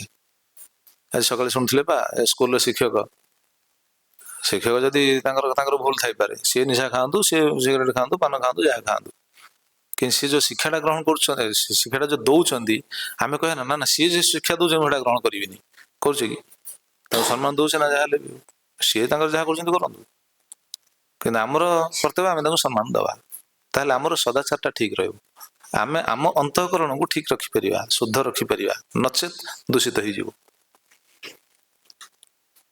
ତେଣୁ ପ୍ରଥମ ହେଲେ କଣ? ବିତ୍ତ, ଦ୍ୱିତୀୟ ହେଲେ ପିତୃବ୍ୟ, ତୃତୀୟ ହେଲେ ବୟ, ଚତୁର୍ଥ ହେଲେ କର୍ମ, ପଞ୍ଚମ ହଉଛନ୍ତି ବିଦ୍ୟା। ବିଦ୍ୟାରେ ଯିଏ ଶ୍ରେଷ୍ଠ ଆମଠୁ, ଆଉ ବିଦ୍ୟାରେ ଆମଠୁ ଶ୍ରେଷ୍ଠ ଅଛନ୍ତି ନା? ଆମେ ସମସ୍ତେ ଏଠି ବସିଛନ୍ତି, ସମସ୍ତଙ୍କର କଣ ଜ୍ଞାନ ସମାନ କି? ସମସ୍ତଙ୍କ ଜ୍ଞାନ ସମାନ ନାହିଁ। ତେଣୁ ଆମଠୁ ଯିଏ ଉଚ୍ଚ ସ୍ଥିତିରେ ଅଛି ତାକୁ ସମ୍ମାନ ଦେବା। ସମ୍ମାନ ଦେଲେ କଣ ହବ? ସମ୍ମାନ ଦେଲେ ସେ ଜ୍ଞାନଟା ଆମେ ପାଇବା, ଆମେ ତାଙ୍କୁ ଜିଜ୍ଞାସା କଲେ ସେ ବୁଝେଇବେ। ଆଉ ଯଦି ସମ୍ମାନ ନ ଦେବେ ଜ୍ଞାନଟା ଆସିବନି। କେମିତି? ଆପଣ ଲୀଳା ଦେଖନ୍ତୁ, ଲୀଳାରେ ବି ରହିଛି ସେଭଳି ଲୀଳା ବି ରହିଛି ନା। ରାବଣ ଯେତେବେଳେ ଶର ତ୍ୟାଗ କରୁଥିଲେ, ଶେଷରେ ଶର ତ୍ୟାଗ କରିବା ସମୟରେ ରାମଜୀ ପଠେଇଲେ ଲକ୍ଷ୍ମଣକୁ, ଲକ୍ଷ୍ମଣ ତୁମେ ଯାଅ, ରାବଣ ହଉଛି ବିଦ୍ୱାନ ଲୋକ, ରାବଣ ବିଦ୍ୱାନ ବ୍ୟକ୍ତି, ତେଣୁ ଜ୍ଞାନ ରୂପୀ ସୂର୍ଯ୍ୟ ଅସ୍ତ ହେଇଯିବେ, ତୁମେ ଯାଅ ତାଙ୍କଠୁ କିଛି ଜ୍ଞାନ ନେଇ ଆସ। ଲକ୍ଷ୍ମଣକୁ ପଠେଇଲେ। ଲକ୍ଷ୍ମଣଙ୍କର କଣ ଜ୍ଞାନର କଣ ଅଭାବ ଥିଲା ନା ଆବଶ୍ୟକ ଥିଲା? କିଛି ଗୋଟେ ମର୍ଯ୍ୟାଦା ପାଇଁ, ଜଗତକୁ ଶିକ୍ଷା ଦେବା ପାଇଁ, ଜଗତକୁ ଶିକ୍ଷା ଦେବେ, ଆଉ ସେ ସ୍ୱୟଂ ଅନନ୍ତ ଦେବେ, ତାଙ୍କର କଣ ଜ୍ଞାନର ଅଭାବ ଅଛି ନା? ତମେ ପଠେଇଲେ, ତମେ ଯାଅ। ଲକ୍ଷ୍ମଣ ଗଲେ, ଲକ୍ଷ୍ମଣ ଯାଇକି ଫେରିକି ଚାଲି ଆସିଲେ, କହିଲେ ନା ଦେଲାନି ଜ୍ଞାନ। ରାମ କହିଲେ କଣ ଯାଇଥିଲ ଜ୍ଞାନ ପାଇଁ, ଦେଲାନି? ନା ଦେଲାନି କାହିଁ? ନା ଦେଲାନି ତ। ରାମଜୀ ପଚାରିଲେ କଣ ପାଇଁ ଦେଲାନି? ରାବଣ ଦେଲାନି ଯୋଉ କହୁଛ, କଣ ପାଇଁ ଦେଲାନି? ତମେ ଯେ କଣ କହିଲ? ତମେ କଣ କହିଲ? ଲକ୍ଷ୍ମଣ କହିଲେ ମୁଁ କହିଲି ମତେ ଜ୍ଞାନ ଦେ। କେମିତି କହିଲ? ମୁଁ କହିଲି ହେ ରାବଣ ମତେ ଜ୍ଞାନ ଦେ। ଲକ୍ଷ୍ମଣ ଯାଇ କହିଲେ ହେ ରାବଣ ମତେ ଜ୍ଞାନ ଦେ। ରାବଣ ଜମା ଚାହିଁଲାନି, ମରଣ ଶଯ୍ୟାରେ ପଡିଛି, ତାକୁ ବି ବାଣ ବାଜିଛି ନା, ରାମଜୀଙ୍କର ବାଣ ବାଜିଛି, ସେଥିପାଇଁ ସେ ମରୁଛି। ରାମଜୀଙ୍କ ବାଣ ବାଜିଛି, ମରୁଛି ସିଏ, କିନ୍ତୁ ସେ କହିଲା ମତେ ଜ୍ଞାନ ଦେ। ଲକ୍ଷ୍ମଣ ଯାଇ କହିଲେ ମତେ ଜ୍ଞାନ ଦେ। ରାବଣ ଜମା ଚାହିଁଲାନି। ତ ରାମଜୀଙ୍କୁ ଆସି ଯେତେବେଳେ ଲକ୍ଷ୍ମଣ କହିଲେ, ରାମଜୀ କହିଲେ କିରେ ଏମିତି ଜ୍ଞାନ ମଗାଯାଏ ନା? ତତେ ଏମିତି କିଏ ମାଗିଲେ ତୁ ଦବୁ ନା? କହିଲେ ଭାଇ କଣ କରିବି? ନା ପୁଣି ଯାଇକି ଜ୍ଞାନ ମାଗିବୁ ଯା। ତ ପୁଣି ସେ ଗଲେ, ଲକ୍ଷ୍ମଣକୁ ପୁଣି ପଠେଇଲେ, ଲକ୍ଷ୍ମଣ ଗଲେ, ଯାଇକି ଲକ୍ଷ୍ମଣ ହାତ ଯୋଡ଼ିଲେ, ହାତ ଯୋଡ଼ିକି ନିବେଦନ କଲେ, କହିଲେ ହେ ରାବଣ ମହାଶୟ, ଆପଣ ତ ଏ ଜଗତରୁ ବିଦାୟ ନେଇକି ପଳେଇବେ, ମତେ କୃପା କରି କିଛି ଜ୍ଞାନ ଦିଅନ୍ତୁ। ସେଇଠି ରାବଣ ଲକ୍ଷ୍ମଣକୁ 3ଟା ଶିକ୍ଷା ଦେଇଥିଲେ, ଅତି ଗୁରୁତ୍ୱପୂର୍ଣ୍ଣ। ସେଇଟା ମୁଁ କହିବି ନେବେ, ପରବର୍ତ୍ତୀ ସମୟରେ କେତେବେଳେ ଶୁଣିବି। ସବୁ କଥା ଏକାଥରେ କୁହାଯିବ କି? ପରବର୍ତ୍ତୀ ସମୟରେ ଶୁଣିବା କଥା। ସେଇଠି ରାବଣ ଲକ୍ଷ୍ମଣକୁ 3ଟା ଶିକ୍ଷା ଦେଇଥିଲେ। ଯୋଉ 3ଟା ଶିକ୍ଷା, ରାବଣର ଏଟା ନିଜ ଅନୁଭବ, ଶାସ୍ତ୍ର କଥା ନାହିଁ। ଶାସ୍ତ୍ରରେ ତ ରହିଛି, ତ ଜ୍ଞାନୀର କିଛି ଅନୁଭବ ବି ଥାଏ। ସେ ଅନୁଭବଟା ସିଏ କହିଥିଲେ, ଯୋଉଟା କି ବହୁତ ଗୁରୁତ୍ୱପୂର୍ଣ୍ଣ ଶିକ୍ଷା। ତାପରେ ଲକ୍ଷ୍ମଣ ଆସିଲେ। ତ କହିବା ତାତ୍ପର୍ଯ୍ୟ, ଲକ୍ଷ୍ମଣ ଯଦି ସେତିକି ନ କରିଥାନ୍ତେ ଜ୍ଞାନ ପାଇଥାନ୍ତେ। ସେଇଥିପାଇଁ ଗୀତାରେ ଭଗବାନ କଣ କହିଛନ୍ତି? ଗୀତାରେ ଯୋଉ ଜ୍ଞାନ ପ୍ରାପ୍ତିର ବିଧିଟା ଯୋଉ କହିଛନ୍ତି, କଣ ବିଧି? ତଦ୍ ବିଧି ପ୍ରଣିପାତେନ ପରିପ୍ରଶ୍ନେନ ସେବୟା ଉପଦେକ୍ଷନ୍ତି ତେ ଜ୍ଞାନଂ ଜ୍ଞାନିନ ସତ୍ତ୍ୱଦର୍ଶିନ। ତ ଏଇଟା ତ ଗୁରୁଙ୍କ ପାଖରୁ ଜ୍ଞାନର ବିଧି, କଣ ପାଇବା ବିଧିଟା। ତ ଏଠି ଆମେ ଯୋଉ ଆଲୋଚନା କରୁଛନ୍ତି, ମନୁ ମହାରାଜ ଯୋଉ କହିଛନ୍ତି, ଯେଉଁମାନେ ଆମଠୁ ଉଚ୍ଚ ଜ୍ଞାନ ସ୍ଥିତିରେ ଅଛନ୍ତି, ସେମାନେ ସମ୍ମାନୀୟ। ତ ଏଇ ପଏଣ୍ଟଟା କାହିଁକି ଆମେ କହିଲେ, ଏ ପଏଣ୍ଟଟା କାହିଁକି ଆଲୋଚନା କରୁଛେ? ମନୁ ମହାରାଜଙ୍କର ମନ ସଂହିତାର ଶ୍ଲୋକକୁ କାହିଁକି ଆମେ ଉଦ୍ଧାର କଲେ? ନା ଭୀଷ୍ମଦେବଙ୍କ ପାଇଁ। ଅପଗତ ଦେହ ଅପି, ଯୋଉ ଆଚାର୍ଯ୍ୟମାନେ ଲେଖିଲେ, ତାଙ୍କ ଟୀକାରେ ଯୋଉ ଲେଖିଲେ, ସେ ଅପଗତ ଦେହ ଅପି, ଦେହ ତାଙ୍କର ବର୍ତ୍ତମାନ ଏଇଭଳି ହେଲେ ମଧ୍ୟ, ସରସଜ୍ଜାରେ ପଡ଼ିଲେ ମଧ୍ୟ, ଜ୍ଞାନପୂର୍ଣ୍ଣତ୍ୱାତ୍ ନମସ୍କରଣୀୟ ଇତ୍ୟର୍ଥ। ଜ୍ଞାନପୂର୍ଣ୍ଣ ଯୋଗୁଁ ସେ ନମସ୍କରଣୀୟ। ଜ୍ଞାନୀ, ତାଙ୍କର ଜ୍ଞାନ ଅଛି। ସିଏ ତ କହିବେ ବର୍ତ୍ତମାନ 365 ଦେହାତ ଆସିବ, 365 ଦେହାତ ଶାନ୍ତି ପର୍ବ କହିବେ। ତା ପୂର୍ବରୁ କେତେ ଶିକ୍ଷା ଦେବେ ଶୁଣିବେନି କି? ସେ ପର୍ଯ୍ୟନ୍ତ ଆଗେ ଯାଉ, ତା ପୂର୍ବରୁ କଣ କଣ ଅଛି ଦେଖନ୍ତୁ। ତାହେଲେ ପ୍ରଶ୍ନ ଆସିବ, ଯଦି ଏତେ ବଡ ଜ୍ଞାନୀ ଭଗବାନ ତାଙ୍କୁ ପ୍ରଣାମ କରୁଛନ୍ତି, ସରସ୍ୱତୀରେ କାହିଁ ପଡିଲେ? ସେଇଟା ପଚାରିଥାନ୍ତା। ପଚାରିବା ଦରକାର ନାହିଁ କିଛି, ସବୁ ଆସିଯିବ। ସିଏ ବି ପଚାରୁଥିଲେ ସେ କଥା। ମୁଁ କହିଲି ହଁ ଠିକ ଅଛି, ଆସିବ, ଶୁଣିବେ। ତ ଏତେ ବଡ ଜ୍ଞାନୀ, ତାଙ୍କୁ ଭଗବାନ ଯେ ପ୍ରଣାମ କରୁଛନ୍ତି, ତାଙ୍କୁ ତାଙ୍କ ମହିମାଟାକୁ ପ୍ରତିପାଦନ କରାଯାଉଛି। ଏତେ ବଡ ଜ୍ଞାନୀ, ଏତେ ବଡ ଭକ୍ତ, ପୁଣି ସରସ୍ୱତୀରେ କାହିଁ ପଡିଲେ? ନାଇଁ, ସେଟା ଭୁଲ। ସେଟା ଲୋକ କଥା, ଆମେ ତାକୁ ଅସ୍ୱୀକାର କରି ନ ପାରନ୍ତି, କିନ୍ତୁ ଶାସ୍ତ୍ର ସେ ସିଦ୍ଧାନ୍ତ ନାହିଁ। ଆଚାର୍ଯ୍ୟ ମାନେ କଣ କହିଛନ୍ତି ଦେଖନ୍ତୁ।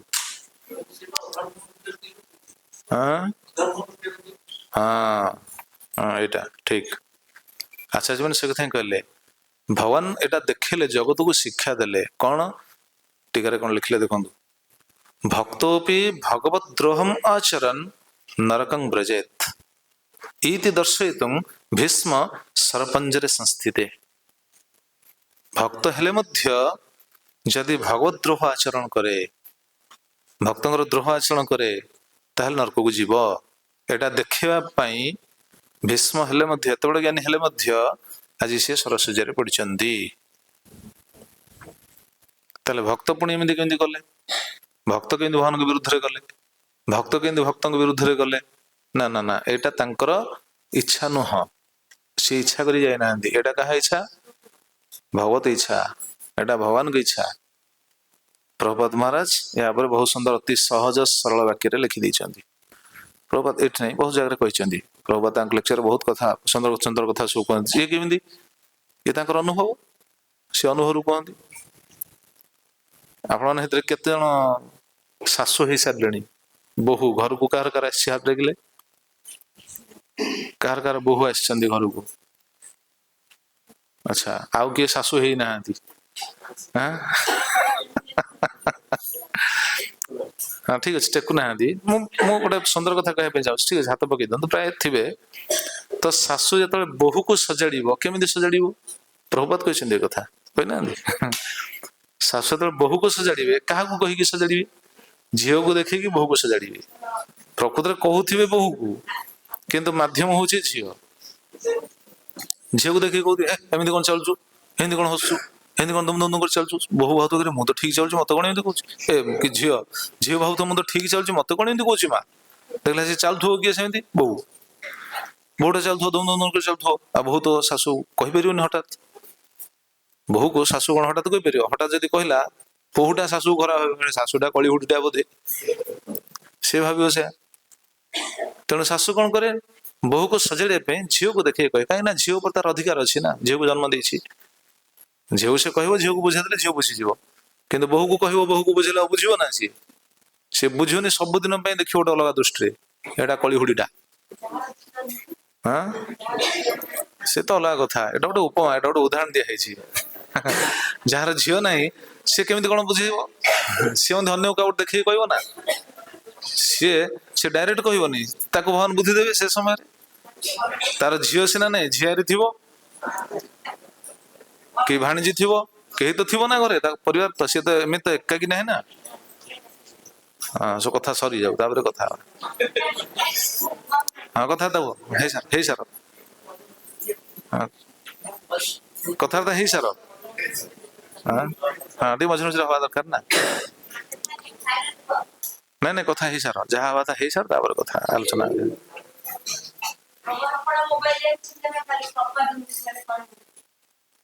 ओ हाँ ठीक है आसो मुझे कह समय आसो कह सेटा एमती कहीं कहवा जो से समय आसो श्लोक सहित जोटा जो श्लोक सहित लिंक रहा लिंक कर कहवा ठीक अच्छे ये आश्वासना दि जाला कौ कथा कहती कौन भूलिगली प्रभुपाद जो देखा कौन शिक्षाटा दिखती बहु को शिक्षा दिखती केमी ना झील मध्यम सेमती भगवान समस्त जीव मान को शिक्षा देवे आम समस्ते कौन जीव तो समस्त संतान किंतु केमी डायरेक्ट शिक्षा देवे कि से निज लोक द्वारा शिक्षा दिखती तेणु भीष्मदेव हेले निज लोक महाजन तांकर भूल ना किंतु रखिंट से विपक्ष रखिंट आ जगत को शिक्षा देले ये श्लोक ये जो टीका से कथा लिखिले भक्तो अपि भगवद्रोहम आचरण नरकम व्रजेत भक्त हेले भगवान कौन द्रोह आचरण करे भक्त विरुद्ध जाए सी भी नरक जीव इति दर्शयितुम एटा देखियापाई भीष्मं सरपंजरे संस्थिते भीष्म को सरपंजरे शोया पड़ा आ जो लोक कथार अच्छी से साप को फोपाड़ी देते लोक कथार से ग्रहण कर हाँ बसंत कौन हाँ सेटा आसो आप किसी कह दरकार नहीं आसो आगू आसो सेटा विश्वनाथ चक्रवर्ती लिखिं शुणा से धैर्य धरी खाली रुहत बसंत आसो यही श्लोक से शब्द आसनी ना भागवत से शब्द आसो वसुत्तम से वसुत्तम से केमी हेले से भी शुणे हाँ से केमी सरस्वती पढ़ले तार कारण से रही कि यही श्लोक यहाँ प्रतिपादित होता बुझी ने तेणु आम शुणिले धीरे धीरे सब जिन आसो कि मुझे कहती से कथा कि पचार दरकार नहीं आप खाली 7 दिन शुणु 7 दिन शुणिले सब प्रश्न उत्तर पाई खाली धैर्य सहित शुणा दरकार शुणिले सब प्रश्न उत्तर पाइबे तो भगवान ये कौन कर भीष्म को प्रणाम कर प्रणेमो पांडवा सर्वे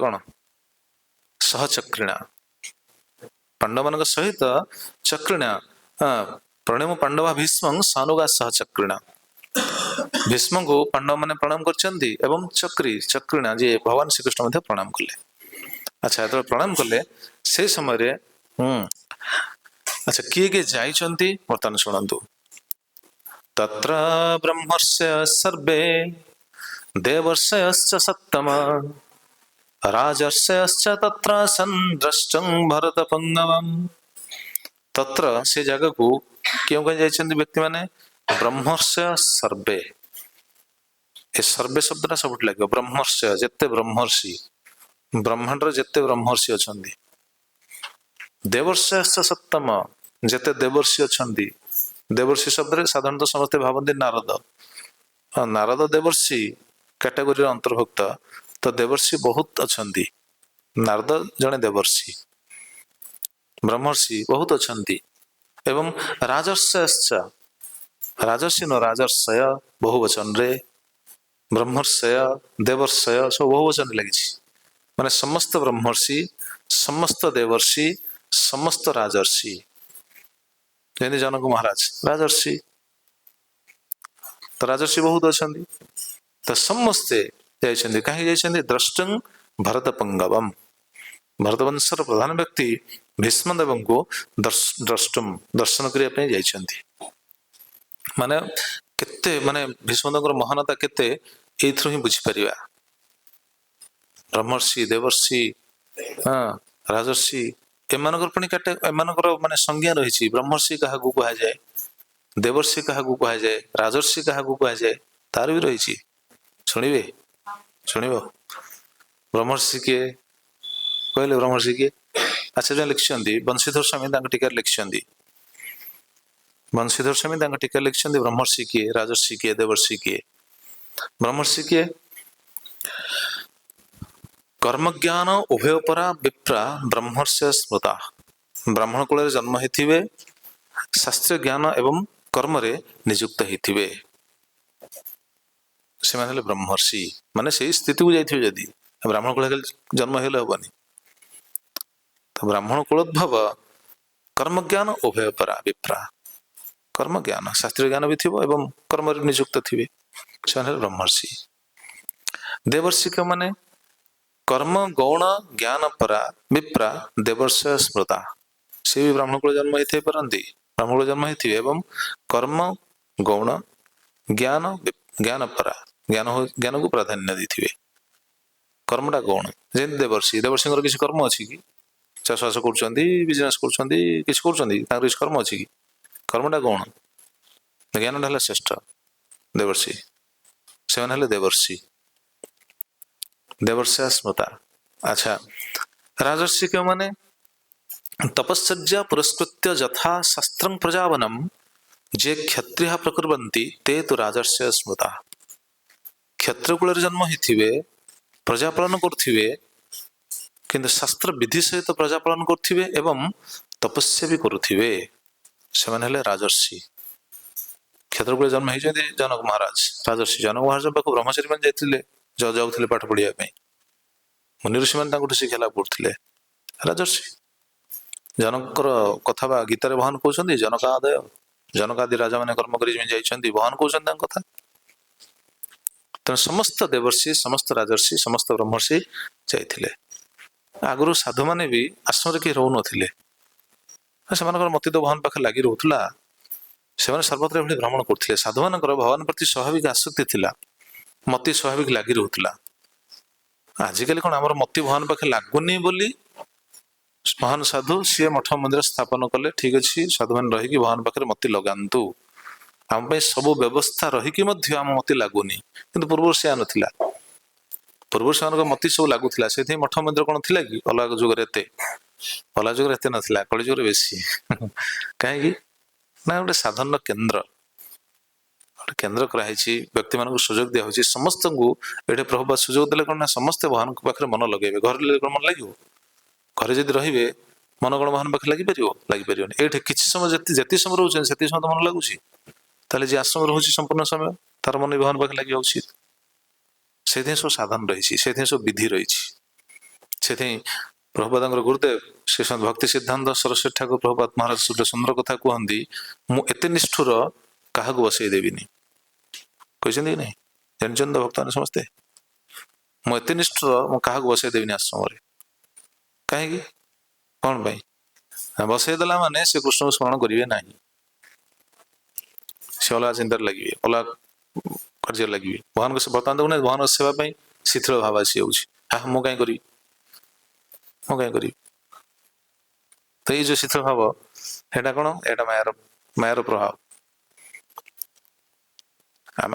आम जी समय भगवान देखते प्रकृति में केते उत्तम विचार केते उन्नत विचार यही विचार में रही उचित मत तो भगवान सुजोग देले सेवा करने मुझे सुजोगटा पाई मुझे मायर रही था घरे था मुझे तो सुजोग पाई न था आम भाज कौन ता सेवा सी कर सी जब ना ना ना भगवान भोग न लगू भोग लगे सेवा तार सी यदि ना भगवान न खातु मोर तो सीटा सेवा नहीं आरती करिया सेवा तार सी तार कर ना आरती न हो तो ये हूँ आम विचार आजिकल स्थिति पूर्व से नाला से आजिकल कौन प्रकृत में आम आचार्य मान वाणी को स्वीकार करा से प्रभुपाद महाराज सुंदर व्यवस्था करश्रम समस्ते मिनिमम केते घंटा सेवा करें जानते भक्त ने केते घंटा आश्रम समस्ते से घंटा सेवा करा उचित केते घंटा 6 ରୁ 8 घंटा समस्ते सेवा करा उचित ତାହେଲେ ମନଟା ଠିକ ରହିବ। ଆମେ ଭାବିବା ବର୍ତ୍ତମାନ କଣ ହେଇଛି, ବର୍ତ୍ତମାନ ସକାଳେ ସେ କଥା ଆମର ଆଲୋଚନା ହଉଥିଲା ନା, ବର୍ତ୍ତମାନ ସମସ୍ୟା ହଉଛି କଣ, ଗାଈର ଜିଭ ବୁଲାଇବା ରୋଗ ଗୋଟେ ଅଛି ଜାଣିଛନ୍ତି ନା, ଜିଭ ବୁଲାଏ, ଗୋମାତା ଗୋମାତା ଜିଭ ବୁଲଉଥିବ, ଏଭଳି ସେଭଳି ଖାଲି ଜିଭ ବୁଲେଇବ। ଗୋଟେ ଗୋମାତା ଯଦି ଜିଭ ବୁଲେଇଲା ସେ ରୋଗଟା ସମସ୍ତଙ୍କୁ ବ୍ୟାପିବ। ସେ ଗୋଷ୍ଠୀରେ ଯେତେ ଗୋମାତା ଥିବେ ସବୁ ଜିଭ ବୁଲେଇବେ। ଜଣେ ସାଧକ ଯଦି ଶିଥିଳ ହେଇଗଲା ତାକୁ ଦେଖି ଅନ୍ୟମାନେ ବିଚାର କରିବେ, ସିଏ ତ କରୁନି ମୁଁ କାହିଁ କରିବି। ତ ବର୍ତ୍ତମାନର ସ୍ଥିତି ସେୟା, ସିଏ ତ କରୁନି ମୁଁ କାହିଁ କରିବି, ତା ସେବା ସିଏ କରୁନି ମୁଁ କାହିଁ କରିବି। ଆରେ କାହା ସେବା ଏଠି କରୁଛେ କିଏ, ତ ଭଗବାନଙ୍କ ସେବା ଆମେ କରୁଛେ ନା। ଏଇ ରୋଗଟା ପ୍ରାୟ ସବୁଆଡେ ଏଟା ଗ୍ରାସ କରିଛି, ସବୁଆଡେ ଗ୍ରାସ କରିଛି। ଏ ତ ଅନଲାଇନ କ୍ଲାସ ସମସ୍ତେ ଶୁଣୁଥିବେ, ସେ ଜାଣିଥିବେ ଆଉ। ସବୁଆଡେ ଆମେ ତ ବୁଲୁଛୁ, ଆପଣ ତ ଯାଉନାହାନ୍ତି ନା, ଆପଣ ତ ଗୋଟେ ଜାଗାରେ ରହିଲେ, ଆମେ ବା ସବୁଆଡେ ବୁଲୁଛୁ, ସବୁଆଡେ ଦେଖୁଛୁ, ସବୁଆଡେ ସେଟା। ମୁଁ ସେଇଥିପାଇଁ ଗୋଟେ ଉଦାହରଣ ଦେବା ସବୁବେଳେ, ସିଏ ତ ପାଠ ପଢୁନି ମୁଁ କାହିଁ ପଢିବି, ନ ପଢ, ସିଏ ଫେଲ ହଉ ତୁ ବି ଫେଲ ହଉ, ନାଇଁ ସିଏ ତ ପାଠ ପଢୁନି ଆଉ, ସିଏ ତ ଘଣ୍ଟେ 2 ଘଣ୍ଟା ପାଠ ପଢୁଛି, ଆରେ ସିଏ ଘଣ୍ଟେ 2 ଘଣ୍ଟା ପାଠ ପଢୁଛି ବୋଲି ତୁ ଘଣ୍ଟେ 2 ଘଣ୍ଟା ପାଠ ପଢିବୁ ନା। ଫାର୍ଷ୍ଟ କ୍ଲାସ ଷ୍ଟୁଡେଣ୍ଟକୁ ଆମେ ଦେଖିବା ନା ନାଇଁ, ସିଏ 18 ଘଣ୍ଟା ପାଠ ପଢୁଛି, ବାପା ମା କଣ କୁହନ୍ତି, ଏ ଦେଖ ସିଏ 18 ଘଣ୍ଟା, ତାଙ୍କ ଛୁଆ 18 ଘଣ୍ଟା ପାଠ ପଢୁଛି, ତୁ କଣ ଶୋଇଯାଉଛୁ ସନ୍ଧ୍ୟାବେଳୁ, ବାପା ତା ଉଦାହରଣଟା ଦଉଛନ୍ତି ନା ଆଉ, ଭଲ ଷ୍ଟୁଡେଣ୍ଟର ଆଉ। ତ ଆମେ ସେଇଭଳି ଯୋଉମାନେ ଭଲ ସେବକ ତାଙ୍କୁ ଦେଖିବା ଉଚିତ, ବା ଆମେ କେମିତି ଭଲ ହବା ସେଇଟା ଦେଖିବା ଉଚିତ, ସେବା ପ୍ରେରଣା ହବା ପୂର୍ବରୁ। ହଁ, ପୂର୍ବରୁ ତ ମନ ଲାଗିଥିଲା ସମସ୍ତଙ୍କର, ଭଗବାନ ପାଖରେ ଲାଗୁଥିଲା, ସାଧୁମାନେ ସେଥିପାଇଁ ମଠ ମନ୍ଦିର କିଛି ନଥିଲା, ସେ ସବୁ ବୁଲୁଥିଲେ, ଯେ ଯୁଆଡେ ସବୁ ବୁଲୁଥିଲେ ସବୁଆଡେ। ଏଇ ତତେ ନେଇକି ସେ ଆମ ରୁମ ରେ ପକା ହବ, ପକେଇ ଚାବି ପକେଇ ପଳେଇ ଆସିବୁ, ତୁ ଥିବୁ ତା ଭିତରେ, ଯେତେବେଳେ ସରିବ ପୁଣି ଖୋଲା ହବ। ତେଣୁ ବର୍ତ୍ତମାନ କଣ, ବର୍ତ୍ତମାନ ସେଥିପାଇଁ ପ୍ରଭୁପାଦ କେତେ ଉଦାର ଦୃଷ୍ଟି ସମ୍ପନ୍ନ ହେଇକି ଆମକୁ ସୁଯୋଗ ଦେଲେ, ଭଗବାନଙ୍କ ସେବାର ସୁଯୋଗ ଦେଲେ। ଆଶ୍ରମର ଗୋଟେ ସଦାଚାର ରହିଛି, ସେ ସଦାଚାରଟା ବଜାୟ ରଖିବା ଉଚିତ। ସଦାଚାର ଯିଏ ଯେତେ ବଜାୟ ରଖନ୍ତି ସେ ଅନ୍ୟମାନଙ୍କର ସେତେ କଣ ଆକର୍ଷଣର କେନ୍ଦ୍ରବିନ୍ଦୁ ହୁଅନ୍ତି। ଏଇଟା ସତ୍ୟ। ଆପଣ ଆଶ୍ରମ ରହୁନାହାନ୍ତି, ଆଶ୍ରମ ଦେଖିବେ ସମସ୍ତେ ଥିବେ, କେତେ ଲୋକ ଆସନ୍ତି ଆଶ୍ରମକୁ, କିନ୍ତୁ ଆପଣଙ୍କର ଜ୍ଞାନ ନଥାଉ, ଆପଣ ଶାସ୍ତ୍ର ଜାଣିଥାନ୍ତୁ ନ ଜାଣିଥାନ୍ତୁ ସେଇଟା ଅଲଗା କଥା, କିନ୍ତୁ ଆପଣ ସଦାଚାରକୁ ବଜାୟ ରଖନ୍ତୁ, ଆପଣ ଠିକ ଅନ୍ୟମାନଙ୍କୁ ଠିକ ସମ୍ମାନ ଦେବେ, ବେଶୀ ପ୍ରଜଳ୍ପ କରିବେନି, ବେଶୀ କଥାବାର୍ତ୍ତା କରିବେନି, ବେଶୀ ହେଁ ଫେଁ ହେବେନି, ବେଶୀ ଗୋଟେ ଛୁଆ କଣ ଗୋଟେ ଚାଇଲ୍ଡିଶ ନେଚର, ଛୁଆ ସ୍ୱଭାବ, ଏଗୁଡ଼ା ସବୁ କରିବେନି। ଆପଣ ଗମ୍ଭୀର ହୁଅନ୍ତୁ, ସ୍ଥିର ହୁଅନ୍ତୁ, ଧୈର୍ଯ୍ୟବାନ ହୁଅନ୍ତୁ, ସଦାଚାରୀ ହୁଅନ୍ତୁ, ସେବାପରାୟଣ ହୁଅନ୍ତୁ, ଦେଖିବେ ଆପଣଙ୍କୁ ସମସ୍ତେ ଭଲ ପାଇବେ, ଯିଏ ଆସିବେ ଆପଣଙ୍କୁ ଭଲ ପାଇବ, ଯିଏ ହେବେ ସେମିତି। ମଠକୁ 1000 ଲୋକ ଆସିବେ, ଯିଏ ଆପଣ ଚିନ୍ତା କରନ୍ତି, ସାଧାରଣ ଗୋଟେ ଚିନ୍ତା କରନ୍ତୁ, ଯିଏ ଆସନ୍ତି ମଠକୁ ସେ ସାଧୁଙ୍କୁ ଦେଖନ୍ତି ନା ନାଇଁ, ସମସ୍ତେ ଦେଖନ୍ତି ନା, ପରସ୍ପରକୁ ଦେଖୁଛନ୍ତି ନା ନାଇଁ, ଦେଖିଲେ ସେ ଦେଖୁଛନ୍ତି ନା, ସେ କେମିତି କଥା କହୁଛନ୍ତି, କେମିତି ବସୁଛନ୍ତି, କେମିତି ଚାଲୁଛନ୍ତି, କେମିତି ଉଠୁଛନ୍ତି, କେମିତି ଖାଉଛନ୍ତି, ସବୁ ଜିନିଷ ସମସ୍ତଙ୍କ ଦୃଷ୍ଟିଗୋଚର ହୁଏ। ତେଣୁ ଆମେ କେମିତି ଚାଲୁଛେ, କେମିତି କଥା କହୁଛେ, କଣ କରୁଛେ, ଏଟା ଅନ୍ୟମାନେ ସମସ୍ତେ ଦେଖନ୍ତି। କଥା କହିବାର ଗୋଟେ ଶୈଳୀ ରହିଛି, ସବୁବେଳେ ହେଁ ଫେଁ ହବା ଏଟା ଠିକ ନୁହଁ। ସେଥିପାଇଁ ଶାସ୍ତ୍ର କୁହାଯାଇଛି ଏଟା ବାଚିକ ପାପ। ଆପଣ ଶୁଣିଲେ ସବୁ ଛାନିଆ ହେଇଯିବେ, ଆଉ ମୋ କଥା ମୁଁ କହୁନି, ସବୁ ଖୋଲିକି କହୁନି। ମନ ମହାରାଜ କହିଛନ୍ତି ବାଚିକ ପାପ, ପ୍ରଜଳ୍ପଟା ହଉଛି ବାଚିକ ପାପ। ପରୁଷ୍ୟଂ ମନୃତଂ ଚାପି ବୈଶୂନ୍ୟମେବ ସର୍ବସ୍ୱ ଅସମ୍ବନ୍ଧ ପ୍ରଳପଶ୍ଚ ବାଙ୍କ୍ମୟଶ୍ଚ ଚତୁର୍ବିଧମ୍। ବାଚିକ ପାପ 4 ପ୍ରକାର। ପରୁଷ୍ୟ କଠୋର ବଚନ, କାହାକୁ କଠୋର ବଚନ କହିବା, ଅନୃତଂ ଚାପି ଅନୃତ ମିଥ୍ୟା କଥା କହିବା, ବୈଷଣ୍ୟଂ ଚାପି ସର୍ବସ୍ୱ ଏ ଥଟ୍ଟା ପରିହାସ ଗୁଲି ଚୁଗୁଲି ଏସବୁ ଇଏ ବାଚିକ ପାପ। ଅସମ୍ବନ୍ଧ ପ୍ରଳପଶ୍ଚ, ଅସମ୍ବନ୍ଧ ପ୍ରଳପ ମାନେ ଗୋଟେ କିଛି ନଥିବ ସେଟାକୁ ଖାଲି 1000 ଆଲୋଚନା କରି ସମୟଟା ଖାଲି ଅଯଥା ମାନେ ଯାଏ, କିଛି ନଥିବ, ସେ ବାକ୍ୟର କିଛି ମାନେ ମୂଲ୍ୟ ନଥିବ, ସେ ବିଷୟରେ କିଛି ମୂଲ୍ୟ ନଥିବ, ସେଟାକୁ ଆଲୋଚନା କରି ତାକୁ ଘାଣ୍ଟ ଚକଟ କରି ଖାଲି ତାର କଣ ଗୋଟେ କଥା ରହିଛି, ଜିରାରୁ ଶିରା କାଢିବା କଥା, କଣ ତାର କଣ ମୂଲ୍ୟ କଣ, ଶେଷରେ ଘାଣ୍ଟ ଚକଟ କରି ଦେଖିଲା ସେ କିଛି ନାହିଁ। ଅସମ୍ବନ୍ଧ ପ୍ରଳପଶ୍ଚ ବାଙ୍କ୍ମୟସ୍ୟ ଚତୁର୍ବିଧମ୍। ମନୁ ମହାରାଜ 4th ଅଧ୍ୟାୟ ମନୁ ସଂହିତା 4th ଅଧ୍ୟାୟ, କେତେ ଶ୍ଲୋକଟା ମନେ ପଡୁନି, 200 କେତେ 200 ପରେ ଶ୍ଲୋକ ଅଛି। ତେଣୁ ମଠରେ ବହୁତ ସତର୍କତା ଅବଲମ୍ବନ କରିବା ଉଚିତ। ତ ଏଇ ପଏଣ୍ଟରେ ଆମେ ଶୁଣୁଥିଲେ, ପୂର୍ବରୁ ସବୁ ସାଧୁ ମାନେ ଗୋଟେ ଜାଗାରେ ରହୁନଥିଲେ, ସେମାନେ ସବୁ ବୁଲୁଥିଲେ, जोटी साधु संघर सुजोग मिला सेठी जाउथिले, कथा श्रवण करिया सुजोग जोटी मिला सेठी जाउथिले सब। तेणु से बर्तमान भीष्मदेव पाखक समस्ते आछंती क्यों मन आछंती सर्वे देवर्षयश्च सत्तम राजर्षयश्च तत्र सन् द्रष्टं भरत पुंगवम। भरतवंश श्रेष्ठ व्यक्ति को दर्शन करिया पे आछंती। अच्छा आउ क्यों क्यों मन आछंती तांकर नाम भी कहउछंती सतो गोसाई समान नाम कहउछंती देखंतु क्यों मन आछंती। पर्वतो नारद धौम्य भगवान बादरायण बृहदस्व भरद्वाज सशिष्य रेणुकासुता। एमाने जाइछंती पर्वत पर्वत मुनि सेठी अछि ना जो मृगारी व्याधर चित्रटा कोठोट अछि बा कहथुल नारद मुनि पर्वत मुनि से पर्वत मुनि पर्वत नारद नारद भी जाइछंती देखंतु नारद मुनि आछंती भीष्मदेव पाखु प्रवचन सुनि कथा सुनि।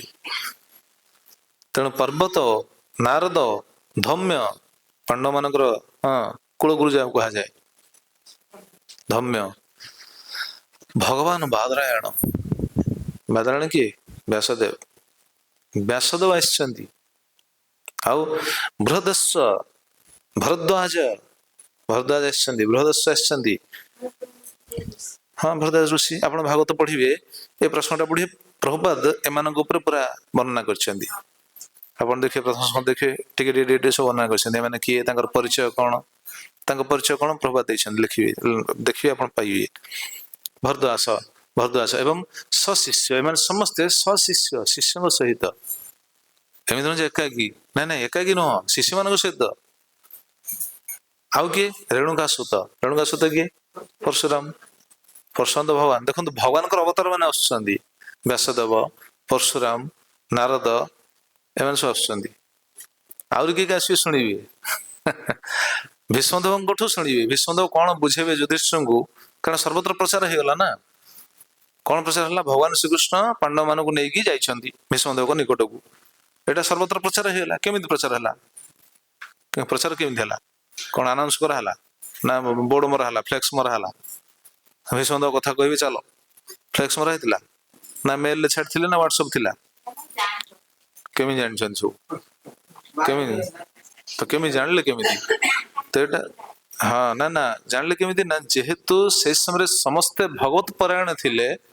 तेणु भगवान उपस्थिति क्योंठी भगवान कौन रुहंती कौन लीला करती प्राय समस्ते जानती से अनुसंधान थाए आपण आपण जहाँ को भल पाती ता विषय आप अनुसंधान करुवे कि नहीं निश्चित जानते ना आसमान भगवान भल पाते भगवान स्थिति कौटी भगवान कौट रुहंती कौन बहुत कृपा से सब जानती अनुसंधान कर सब शुणिले जे भगवान जाइछंती पांडव मान सहित जाइछंती तेणु समस्ते ब्रह्मर्षि राजर्षि सब आसिले आउ एमाने समस्ते पर्वत नारद धौम्य रेणुकासुत एवं समस्ते व्यासदेव बृहदस्व भरद्वाज सशिष्य रेणुकासुत सशिष्य सबुठी लगे शिष्य मान सहित माने से समय कौन कह साधु माने केते उदार चित्त थिले शिष्य मान सहित आउ जने साधु पाखु जाउथिले एमिति नुहे से साधु विचार कर शिष्य सहित मुझे शिष्य यदि कथा शुणी यदि साइड पलैला गला मो शिष्यटा पलैब मो हाथ यही भावना भी नाला आजिकल तो से विचार आसे प्राय हाँ मो शिष्य मो पाखे मो शिष्य आ न शुणु नहीं ज्ञान पा शास्त्र ज्ञान जोठू आमको मिलूँ जो भगवान भक्तिर पोषण होची शुणी शिष्य मान सहित जाऊँ गुरु आचार्य मान जाऊँ तेणु स शिष्य तेणु एम समस्ते जाइए पहुंचती। अच्छा आउ आउ केम जाइछंती वशिष्ठ इंद्र प्रमद त्रितगृच्छमदासिता कक्षिवान गौतमत्री च कौशिक सुदर्शन। वशिष्ठ वशिष्ठ आछंती वशिष्ठ आपण चिंता करते वशिष्ठ केते दीर्घजीवी हाँ शिवा दशरथ रामचंद्र सी थे गुरु सी भी थे द्वापर जुगे द्वापर जुग मान ये तो द्वापर जुगर कौन कह शेष अवस्था कहले चले से पर्यटन सी अच्छा हाँ वशिष्ठ इंद्र प्रमद सी जने ऋषि त्रित सी जने प्रजापति गौतम तीन पुत्र भितर ये जने त्रित गृच्छमद ये इंद्रंकर जड़े घनिष्ठ मित्र बृहस्पति बृहस्पति भली जड़े महान व्यक्ति कृच्छमद असित असित कथा गीतार भगवान कहते असित देवल व्यास स्वयं च प्रवेशिमे असित कक्षीवान गौतम पुत्र गौतम स्वयं गौतम अत्रि अत्रि ब्रह्मांकर मानस पुत्र कौशिक सुदर्शन एम समझ अच्छा एमाने आपण चिंता करते गोटे साधारण कथा भी मन रे आनिबा उचित भी अच्छा एमाने कहीं अज्ञानी थिले कि एमानकर किसी ज्ञानर अभाव थिला कि एमाने कहीं जाउथिले हम तो सब जानछु कहीं जो तो ए भावना ताकर नथिला तो से केते उदार थिले साधु संग रे से केम जाउछन देखंतु आउ के माने अन्ये च मुनयो ब्रह्मन् ब्रह्मरातादयमल शिष्यैरुपेता जग्मो कश्यपंगीरसादय अन्ये च मुनयो ब्रह्मन् हे ब्रह्मन् अन्य मुनिऋषि माने मध्य क्यों क्यों माने ना ब्रह्मरात ब्रह्मरात आस्थिले ब्रह्मरात की जानछन्ती ब्रह्मरात होचंदी सुखदेव गोस्वामी सुखदेव गोस्वामी आस्थिले सुखदेव गोस्वामी ज्ञान अभाव अच्छी ज्ञान तो अभाव नहीं सी तो पुणी भागवत वक्ता ना यदि से समय भागवत कथा कीर्तन है कि सी थे आसछन्ती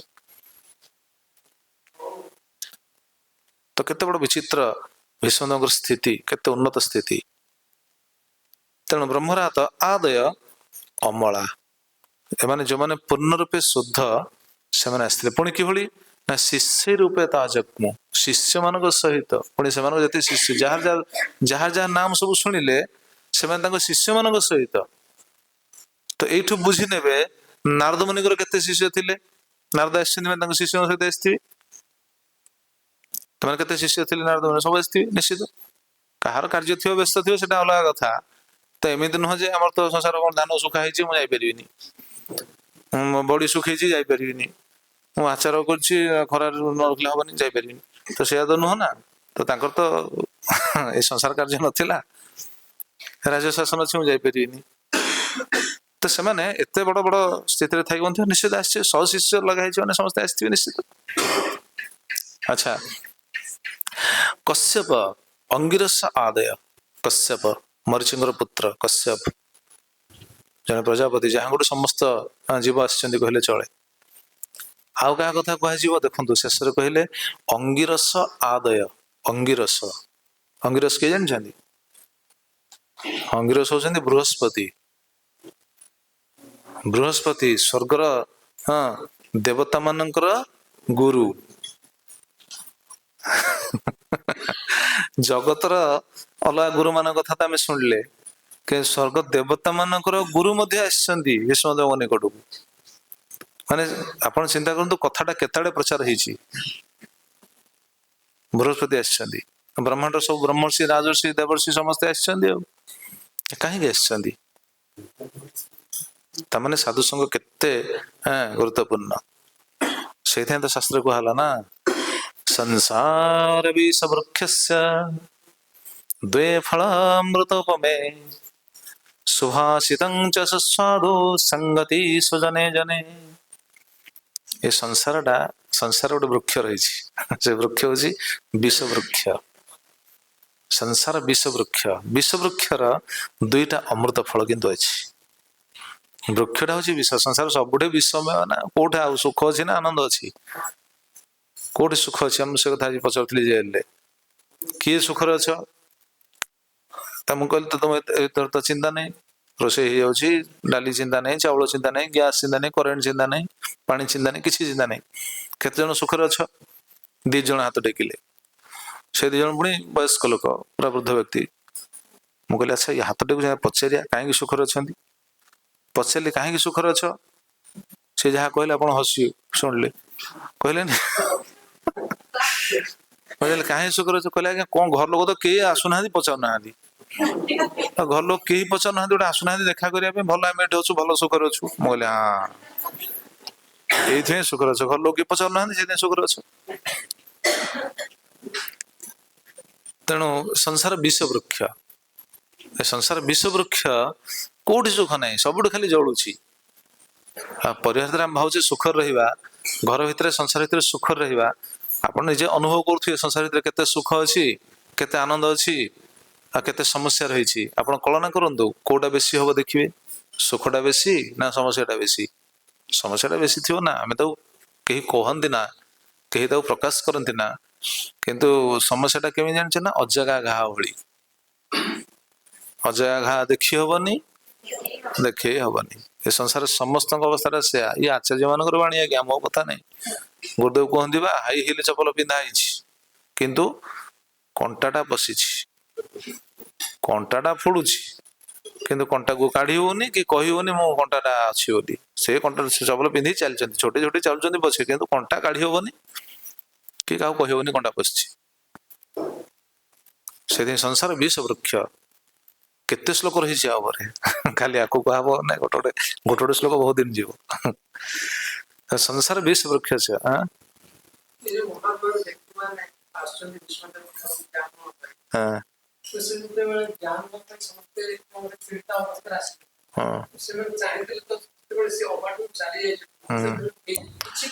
सेटा भगवत इच्छा में शुणिले कौन शुणल कि भगवान की इच्छा बा जगत को शिक्षा देवाई भगवान से स्थित रखिंट ना आम कहीं जदि से विचार करिया भगवान की इच्छा भगवान की इच्छा आम कहीं जदि कहीं केमी किंतु परंतु एटा लगे ना भगवत इच्छा माने सब सरला जे नाई नाई नाई भगवान की इच्छा बा शाशु को शाशु शिक्षा प्रभुपाद देले ना तुम्हें जहाँ विचार कर तुम्हें कौन भगवान को अधिका ज्ञानी ना कौन आमे आम विचार करछे ना किंतु भगवान की इच्छा स्वतंत्र शुणिए भीष्मदेव तो सेटा निजे कहिबे आमे एटा कहूचे भीष्मदेव कौन कहबे शुणिया धैर्य धरले आमे शुणिया ना धैर्य धरी शुणिले बुझी पारे भीष्मदेव कहिबे एमाने जाउछन्ती कोन पे जाउछन्ती चिंता करना उद्देश्यटा कोन पे जाउछन्ती टोटल जो लीलाटा चलछि एते एमाने तो जाउछन सब ठीक अछि भगवान से मानो नै काहे जाउछन्ती उद्देश्यटा कोन उद्देश्य रहछि भीष्मदेव को श्रेष्ठ बोली प्रतिपादन करेइबे या तो ताले भीष्मदेव कौन दोष रहा सब दोष से कटिज भगवान श्रेष्ठ बोली देखेबे तेणु जहाँ सब दोष थिला से दोष को सब भगवान काटिदेवे से कहले गोटे श्लोक में शुणिले कि शुणिया समय से ध्यान सहित शुणिया दरकार से भगवान कौन भगवान विचारटा कौन विश्वनाथ ठार कहले ना सबु व्यासादिभ्योपि मत्तोपि मद्भक्त भीष्म धर्म तत्वज्ञ आम ठार धर्म तत्वज्ञ जदि से धर्म तत्वज्ञ पुणी भूल गले केमी आम प्रश्न से भगवान की इच्छा कहीं जगत शिक्षा देवे तेणु समस्ते जानते सबु मुनि ऋषि मैंने समस्ते जानते भीष्मदेव जो महाभारत युद्ध में अंशग्रहण करते तुम्हें बर्तमान जो प्रश्नटा कर कौन देखु नी तो से जानते भगवान की इच्छा बुझीगला ना सन्देह रोच भगवान की इच्छा समस्ते बुझीपारी युधिष्ठिर महाराज तो बुझीपारे युधिष्ठिर महाराज जी बुझीपारे से तो कृष्ण को छाड़ दौले द्वारका को पुणी मुह आसीगला ये भगवान की इच्छा कहीं युधिष्ठिर ज्ञान देवे भीष्म को श्रेष्ठ प्रतिपादन करेंगे तेरे यही कथा शुणुले संसार विष वृक्ष से द्वे फल अमृत उपमे दुईटा अमृत फल विषवृक्ष ये संसार रूपक विषवृक्ष किंतु दुईटा अमृत फल रही कौन अमृत फल दुईटा गोटे हूँ सुभाषित सुस्वादु गोटे सुंदर वार्ता सुंदर वाक्य सुंदर कथा एटा हूँ अमृत फल द्वितीय हूँ संगति सुजने जाने साधु संग और सुंदर वार्ता ये हूँ संसार विषवृक्षर दुईटा फल सुंदर वार्ता से महापुरुष सनातन गोस्वामी से कथा कहले साधु संगर फलटा केते केते महान संसार भ्रमिते को भाग्य के हातरे संसार भ्रमिते को भाग्य के हातरे नदीर प्रवाहे जेना कष्ट लागे तीरे नदीर प्रवाहे जेना काष्ठ लागे तीरे, कौन भाग्य का संसार क्षयोन्मुख है, कौन भाग्य का संसार क्षयोन्मुख है, साधु संगे तबे कृष्ण रति उपजाए, साधु संगे तबे कृष्ण रति उपजाए, साधु संगे कृष्ण भक्ति श्रद्धा यदि है, साधु संगे कृष्ण भक्ति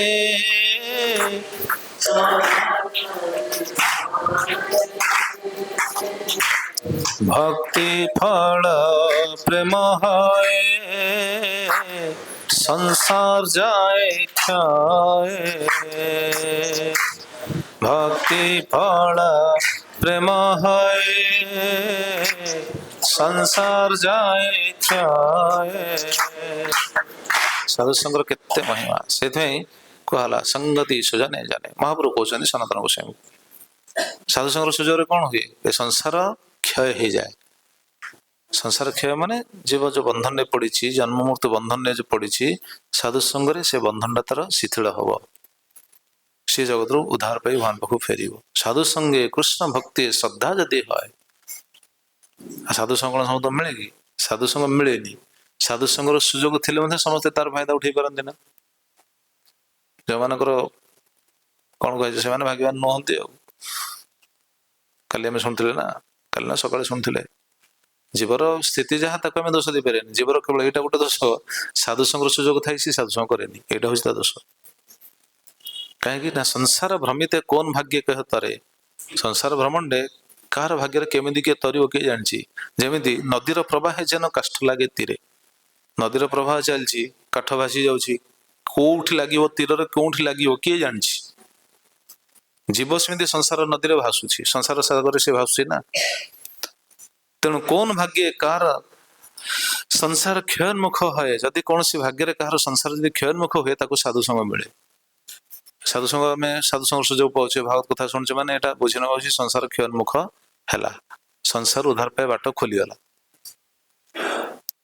साधुसंगे तबे कृष्ण रति उपजाए आ साधुसंग कले ही कृष्णपति रतिटा आसो ना भगवान भल पाइबा ना साधुसंग कौन साधुसंग कौन शुणा बर्तमान आम ये साधुसंग कर शुणुचे कौन शुणा भगवान कथा कृष्ण कथा शुणा ना संसार कथा शुणा कि संसार केते राजनीति कथा रही कौन जागतिक कथा रही क्रिकेट खेल कथा रही सिनेमा कथा रही केते कौन सब रही संसार कथा तो साधुसंग कौन से शुणव कि जीव से शुणिले तार तो संसार बंधन आहरी दृढ़ हम कृष्ण कथा भगवान का कथा श्रवण करे तेणु साधुसंगे तबे कृष्ण रति उपजाए साधुसंग कृष्ण प्रति रति आसे भगवान जन भल पाइब केमी भल पाइब भगवान कथा शुणिले भल पाइब ना भगवान सहित संबंध को जानले भल पाइब ना भगवान को विमुख होगी भगवान को आम बहिर्मुख होगी संसार कि क्लिष्ट अवस्था रही केते कष्ट पाचे दुख पाचे साधुसंग जन बुझे ना आउ क्रिकेट खेल चलते जा बस से ज्ञान पाइब कि पाइबनी तेणु साधुसंग ए जिनस जन बुझीपे तेणु साधुसंगे कृष्ण भक्ति श्रद्धा जदि है साधुसंग जदि कृष्ण भक्त प्रति यदि श्रद्धा आसे ताले कौन हुए ना भक्ति फल प्रेम भक्ति फल प्रेम है और संसार जाए क्षय संसार क्षय हुए से देखो महान महान व्यक्तित्व माने आज साधुसंग भीष्म पाखक आसुच्च महाजन तेणु महाजनकर केबे भी कौन भूल नहीं किंतु आम बुझीपारे साधुसंग ही बुझीपर धीरे धीरे बुझा सब जापर विश्वदंगर किसी त्रुटि ना भूल ना भगवान रखी से भाई तो जाकि जो समस्ते पहुँचले देखु तान समवेतान महाभागान उपलभ्य वसुत्तम पूजयामास धर्मज्ञो देश काल विभागवेत् तान समवेतान जेतले से समस्त को प्राप्त हेले समस्त आसी पहुंचले क्यों मन आसले सब सुनले और जिते सब रहिले साधु भगवान अवतार मैंने आसछन्ती अलग साधु कथा कौन कहवा बृहस्पति आसछन्ती परशुराम आसछन्ती व्यासदेव आसछन्ती नारद आसछन्ती धौम्य आसछन्ती वशिष्ठ आसछन्ती एमान सब आसछन्ती आ कौन कह सुखदेव गोस्वामी आसछन्ती जो महान महान साधु मैंने आसछन्ती आउ ब्रह्मर्षि राजर्षि देवर्षि माने ब्रह्मांडर जेते साधु थिले एठू बुझी नेबे एतिकी ब्रह्मांडर जेते साधु थिले भगवान अवतार सहित से समय अवतार सहित भी साधु समस्ते आसी पहुंचते तान समवेतान जो समस्त प्राप्त हेले किए पाइले महाभागान महाभाग्यवान और महाभाग महाजन महाभाग्यवान उपलब्ध प्राप्त हेले किए सी वसुत्तम एठे वसुत्तम कहगले वसुत्तम प्रभु जो कहते रही तो वसुत्तम भीष्म कहले वसुत्तम से कौन कले पूजा मास धर्मज्ञ से समस्त को पूजा कले सरसजरे शोइछन्ती कि समस्त को पूजा कले किभली देश काल विभागवित देश काल परिवेश परिस्थिति अनुसार से समस्त को पूजा कले केमिति पूजा कले सिद्धो सेना टीकार कहते देश काल विभागवित इति उत्थातुम अशक्यत्वात् शयन एव मनसा वाचा च पूजया इति अभिप्राय अर्थ से कहले समय परिस्थिति परिवेश अनुसार नहीं स्थिति को लेकिन से पूजा कले समस्त को सम्मान देले किभली उत्थातुम अशक्यत्वात् उठिया से असमर्थ उठी तो पारे शयन एव से सरस्वती रहीकि ही क्या केमिति पूजा कले मनसा वाचा च पूजया इति अभिप्राय क्या वचन रे पूजा कले क्या मन रे पूजा कले समस्त मन पूजा वचन रे पूजा करी आमे सिना प्रणाम विधि रही प्रभु मार्चन देखी भारी खुशी लगे भल जिनसा लोक जानी पाना केमी प्रणाम करे जो ठाकुर बुझे पड़ी कह पड़ी मरा चित्रटा भल ताले भीष्मदेव कौन से स्थित थे कि से प्रणाम करने ना सी साष्टांग करें ना पंचांग करें ना किसी तो उठा असमर्थ तेना जो बयस हो जाए बयस है तो विधि रही आज तो पूरा असमर्थ अवस्था शयन सरस्वती शयन कर तेणु मनरे मनरे पूजा कले एवं काहु काहू वचन ने पूजा कले एभली से पूजा कले तेज किए पूजा कले ना वसुत्तम वसुत्तम पूजा कले धर्मज्ञ वसुत्तम केते शब्द लगे देखु वसुत्तम कहीं भीष्म होचंती भगवान नित्य पार्षद किंतु तांको भितरे उत्तम वसु आविष्ट होते वसु 8 जन वसु रही से देवता देवता मान सब कैटेगोरी रही अष्ट वसु से वसु तांको भितरे अष्ट जने वसु श्रेष्ठ वसु दिव नाम वसु सी प्रवेश करथिले जमी केमी जन भर जन के प्रवेश करी युधिष्ठिर महाराज भितर धर्मराज अंश थे अर्जुन भितर किए थे इंद्रदेव अंश थे भीमसेन वायुदेव अंश पांडव माने पंचपांडव होचंदी भगवान पार्षद किंतु भितर भी देवंशी माने प्रवेश करथिले नचेत आप चिंता करना एम तो भगवान पार्षद ना से प्रश्न तो हो पारानी से शुणी था तो भगवान पार्षद कि जाइछन्ती कुआडे शेष महाभारत वर्णना अच्छी पांडव माने पंचपांडव माने शेष कुआडे गले स्वर्गारोहण कर कि नहीं स्वर्गारोहण कर भगवान पार्षद माने स्वर्ग केमी जी मोबाइल कहार बाजिला बंद कर दिया तो भगवान पार्षद माने स्वर्ग केमी जी स्वर्ग तो पाखरे भुवस्व स्वर्ग तो आमर लक्ष्य स्थल नुह ना ताले भगवान को पार्षद माने स्वर्ग केमी जी से तो पुण्यात्मा नुहंती ताले स्वर्ग क्यों माने गले ना तांको भितर जो देवंशी माने आविष्ट होइतिले सेही देवंशी माने स्वर्ग को गले पार्षद माने भगवान पाखु जाइछन्ती हां हां पार्षद माने भगवान को धाम को जाइछन्ती पार्षद से माने स्वर्ग रे केमी रहिबे तो ठीक से भली भीष्म तो भगवान को पार्षद किंतु तांको भितर वसुत्तम उत्तम वसु प्रवेश करथिले ताले वसु केमी प्रवेश कले सेरे बुझिया उचित वसु केमी प्रवेश कले एमाने ये वसु माने समस्त थरे जाइथिले कोठी जाइथिले देखन पूरा टीका रे लिखा है वसिष्ठान गोहरणात् बसव मनुष्य भवति इति सप्ताह जैन हृता सचिरम अन्य अल्पकालम इति। वशिष्ठ आश्रम को एम सब जाइथिले ये जो बसु माने 8 जन बसु ये चक्रवर्ती बदाम टीका ये थरे वशिष्ठ आश्रम को जाइथिले। तो वशिष्ठ आश्रम को जो जाइथिले वशिष्ठ आश्रम बहुत सुंदर। वशिष्ठ वरुण देव पुत्र वशिष्ठ आश्रम बहुत सुंदर सुमेरु पर्वत निकट रे निकट रे से अरण्य रे गोटे सुंदर आश्रम करथिले। तांको पाखरे दक्ष प्रजापति कन्या सुरभि मर्त्यलोकर उपकार पाई गोमाता रूप तांको पाखरे थिले। का पाखरे वशिष्ठ पाखरे थिले एवं सॉरी सुरभि सुरभिंकर कन्या होचंदी नंदिनी नंदिनी थिले तांको पाखरे वशिष्ठ पाखरे नंदिनी थिले। तो नंदिनी जो थिले ए वसु माने समस्त प्रवेश करछंती तांको देव कोन स्त्री मानक सहित वसु देवता माने तांको स्त्री मानक सहित भ्रमण कर समान तो देवता मान सर्वत्र भ्रमण कर परिबे। तेणु ये तो सुमेरु पर्वत निकट अछि गजेंद्र चरित्र तो सुने से देखिए केते सुंदर से उपत्यका केते सुंदर बलदेवଙ୍କର सेठी उद्यान रही देवता मान स्वतंत्र सब उद्यान रही। तो एमाने एई आश्रम थरे आसी पहुंचछन्ती सबे बोलछन्ती बुली बुली आसी पहुंचछन्ती। तो पहुंचले सेठी नंदिनी को देखिले। तो नंदिनी को देखला परे नंदिनी महिमा को सी सुनिले। नंदिनी को महिमा कहउछन्ती कि ए दिउ दिउ नामक बसु नंदिनी महिमा को सेठी से कीर्तन करछन्ती।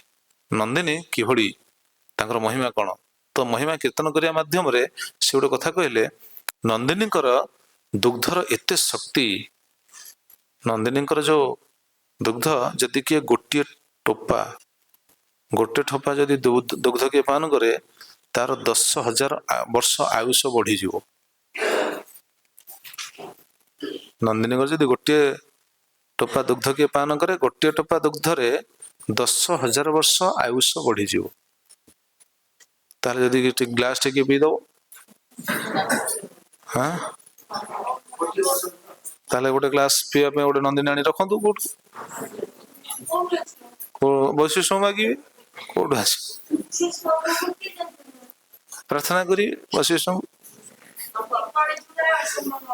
अच्छा तेणु तो से जो गोटे टोपार महिमा 10,000 वर्ष आयुष बढ़ी जो ये कथा शुणिले दिउ कहउछन्ती महिमाटा ये कथा शुणिला परे तांकर स्त्री सी बेसी आसक्त हो गले। तांकर स्त्री बेसी आसक्त हेले कौन माने से नंदिनी प्रति सी चाहिए एटा को नेबी एटा मोर दरकार। अच्छा सी को निज पई नथले ना सी निज पई नथले तांकर जने सखी दिउ नामक जो बसु तांकर पत्नी को नाम होची ब्रह्मचारिणी। ब्रह्मचारिणी तांकर जने सखी थिले जितावती।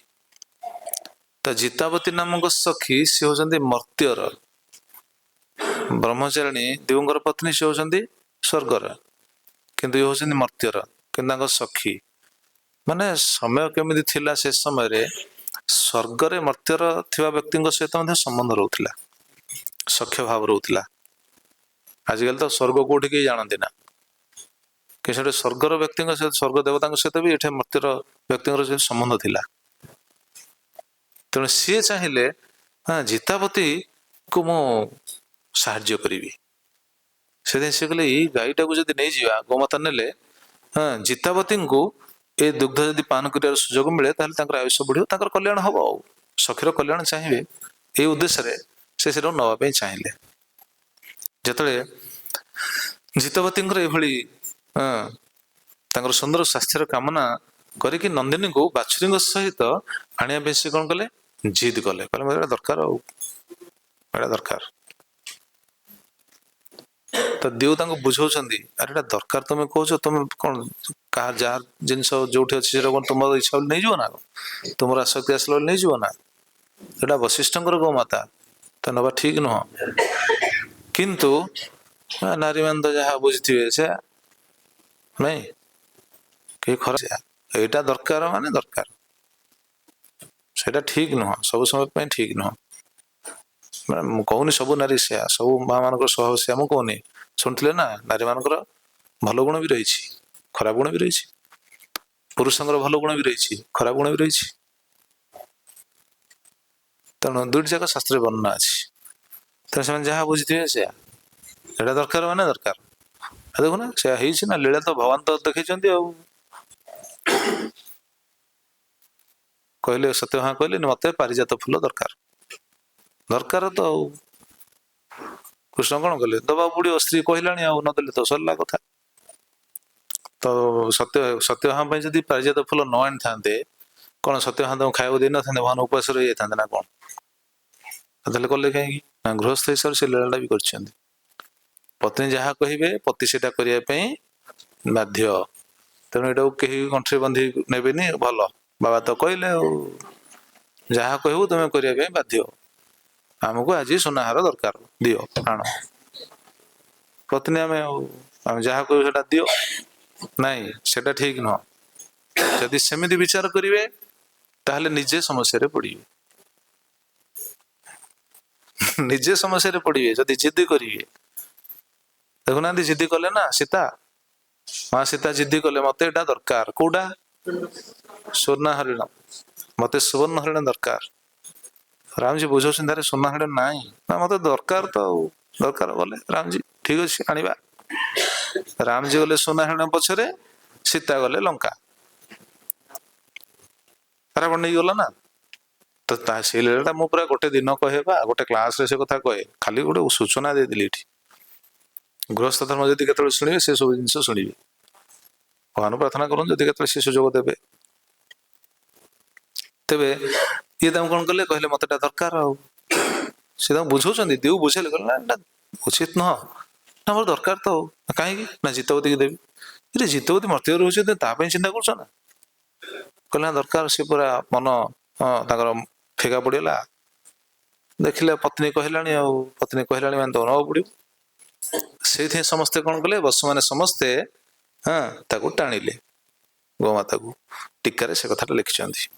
ଟୀକାରେ ଯୋଉ ଲେଖିଲେ, ସେ କଣ ଲେଖିଲେ, ବଶିଷ୍ଠାନ ଗୋହରଣାଥ ବସବ ମନୁଷ୍ୟ ଭବତି ଇତି ସପ୍ତା। ବଶିଷ୍ଠଙ୍କର ଗୋହରଣ କରିଥିଲେ ବୋଲି ବସବ, ବସୁ ମାନେ ସମସ୍ତ ବସୁ ମନୁଷ୍ୟ ହେବେ, ଏଟା ତାଙ୍କୁ ଅଭିଶାପ ଲାଗିଲା। କାରଣ ବଶିଷ୍ଠ ତାଙ୍କୁ ଅଭିଶାପ ଦେଇଦେଲେ, ମନୁଷ୍ୟ ହେବେ। ଏବଂ ଯେଉଁମାନେ ଯେନ ହୃତା ସଚିରମ୍ ଅନ୍ୟ ଅଳ୍ପ କାଳମ୍, ଯିଏ ତାଙ୍କୁ ଟାଣୁଥିଲେ ସେ ଦୀର୍ଘ ସମୟ ପର୍ଯ୍ୟନ୍ତ ଏଠି ରହିବେ। ଅନ୍ୟମାନେ ଯେଉଁମାନେ ପଛରୁ ଠେଲୁଥିଲେ ବା ସହମତି ପ୍ରକାଶ କରିଥିଲେ, ସମ୍ମତି କରିଥିଲେ ତାଙ୍କ କଥାରେ, ସେମାନେ ଅଳ୍ପ କାଳ। ତ ବଶିଷ୍ଠ ତାଙ୍କୁ ଅଭିଶାପ ଦେଇଦେଲେ, ଏମାନେ ସମସ୍ତେ ପତିତ ହେଇକି ଆସିଲେ। ତ ଏମାନେ ପତିତ ହେଇକି ଆସୁଛନ୍ତି, ସେଇ ସମୟରେ କଣ ହେଇଛି, ଏମାନେ ଯୋଉ ପତିତ ହେଇକି ଆସିଲେ, ଏମାନେ ପୁଣି ପତିତ ହେଇକି କେମିତି ଆସୁଛନ୍ତି, କୋଉଠିକି ଆସିବେ, କୋଉଠି ଜନ୍ମ ହେବେ, ତା ପଛରେ ଆଉ ଗୋଟେ ଲୀଳା ରହିଛି। ତାକୁ ବି ଶ୍ରୀଧର ସ୍ୱାଇଁ କହିଛନ୍ତି। କେତେ ସୁନ୍ଦର ସେ କହୁଛନ୍ତି ଦେଖୁନାହାନ୍ତି। ମହାଭିଷ ନାମକ ଜଣେ ରାଜା ଥିଲେ। ଏ ମହାଭିଷ ନାମକ ଜଣେ ରାଜା, ସିଏ ଯାଇଛନ୍ତି କଣ ପାଇଁ ନା, ବ୍ରହ୍ମାଙ୍କ ପାଖକୁ ଯାଇଛନ୍ତି। ମହାଭିଷ ବ୍ରହ୍ମ ସେବାର୍ଥମ ଆଗତଂ ସ୍ତ୍ରୀ ରୂପଂ ଗଙ୍ଗାଂ ଦୃଷ୍ଟ୍ୱା କାମ ବଶ ଅଭୂତ ବ୍ରହ୍ମା ଶାପିତମ୍। ସେଥିପାଇଁ ସବୁ ଲେଖିଛନ୍ତି, କେତେ ସୁନ୍ଦର ଦେଖନ୍ତୁ। ମହାଭିଷ ନାମକ ଜଣେ ରାଜା, ମର୍ତ୍ତ୍ୟ ରାଜା, ତ ସିଏ ଯାଇଥିଲେ, ସେ ପୁଣ୍ୟବାନ ରାଜା, ବ୍ରହ୍ମ ସେବାର୍ଥମ ଆଗତଂ ସ୍ତ୍ରୀ ରୂପଂ, ବ୍ରହ୍ମାଙ୍କ ସେବା ପାଇଁ ଯାଇଥିଲେ ବ୍ରହ୍ମ ଲୋକକୁ। ମାନେ ଚିନ୍ତା କରନ୍ତୁ ସେମାନେ କେତେ ପୁଣ୍ୟବାନ ଥିଲେ, ବ୍ରହ୍ମା ବି ତାଙ୍କୁ ଡାକୁଥିଲେ, ବ୍ରହ୍ମାଙ୍କ ସେବା ପାଇଁ ଯାଇଛନ୍ତି। ଶ୍ରୀଧର ସ୍ୱାଇଁ ଲେଖିଛନ୍ତି। କିନ୍ତୁ ସେଇଠି ପହଞ୍ଚିଲେ, ତାଙ୍କର ସଭାହିତ ସମସ୍ତେ ଅଛନ୍ତି ବ୍ରହ୍ମାଙ୍କ ସଭାହିତରେ, ସେଇଠି ଗଙ୍ଗା ଆସିଲେ। ଗଙ୍ଗା ଆସିଲେ, ଗଙ୍ଗାକୁ ଦେଖିକି ସେ ଆକର୍ଷିତ ହେଇଗଲେ। ଆଉ ଗଙ୍ଗା ମଧ୍ୟ ତାଙ୍କୁ ଦେଖିକି ବିଚାର କରୁଛନ୍ତି, କଣ ମତେ ଚାହୁଁଛନ୍ତି। ତ ଉଭୟଙ୍କ ପ୍ରତି ଏଭଳି ଯୋଉ ଦୃଷ୍ଟି ପଡିଛି, ବ୍ରହ୍ମା ସେଟା ଜାଣିପାରିଲେ। ବ୍ରହ୍ମ ସେବାର୍ଥମ ଆଗତାଂ ସ୍ତ୍ରୀ ରୂପାଂ ଗଙ୍ଗା ଦୃଷ୍ଟ୍ୱା କାମ ବଶ ଅଭୂତ। ଗଙ୍ଗାଙ୍କୁ ଦେଖିଲେ, ସ୍ତ୍ରୀ ରୂପରେ ଗଙ୍ଗା ଆସିଛନ୍ତି, ତାଙ୍କୁ ଦେଖି କାମ ବଶ ହେଇଗଲେ। ଗଙ୍ଗା ମଧ୍ୟ ଆକର୍ଷିତ ହେଇଗଲେ।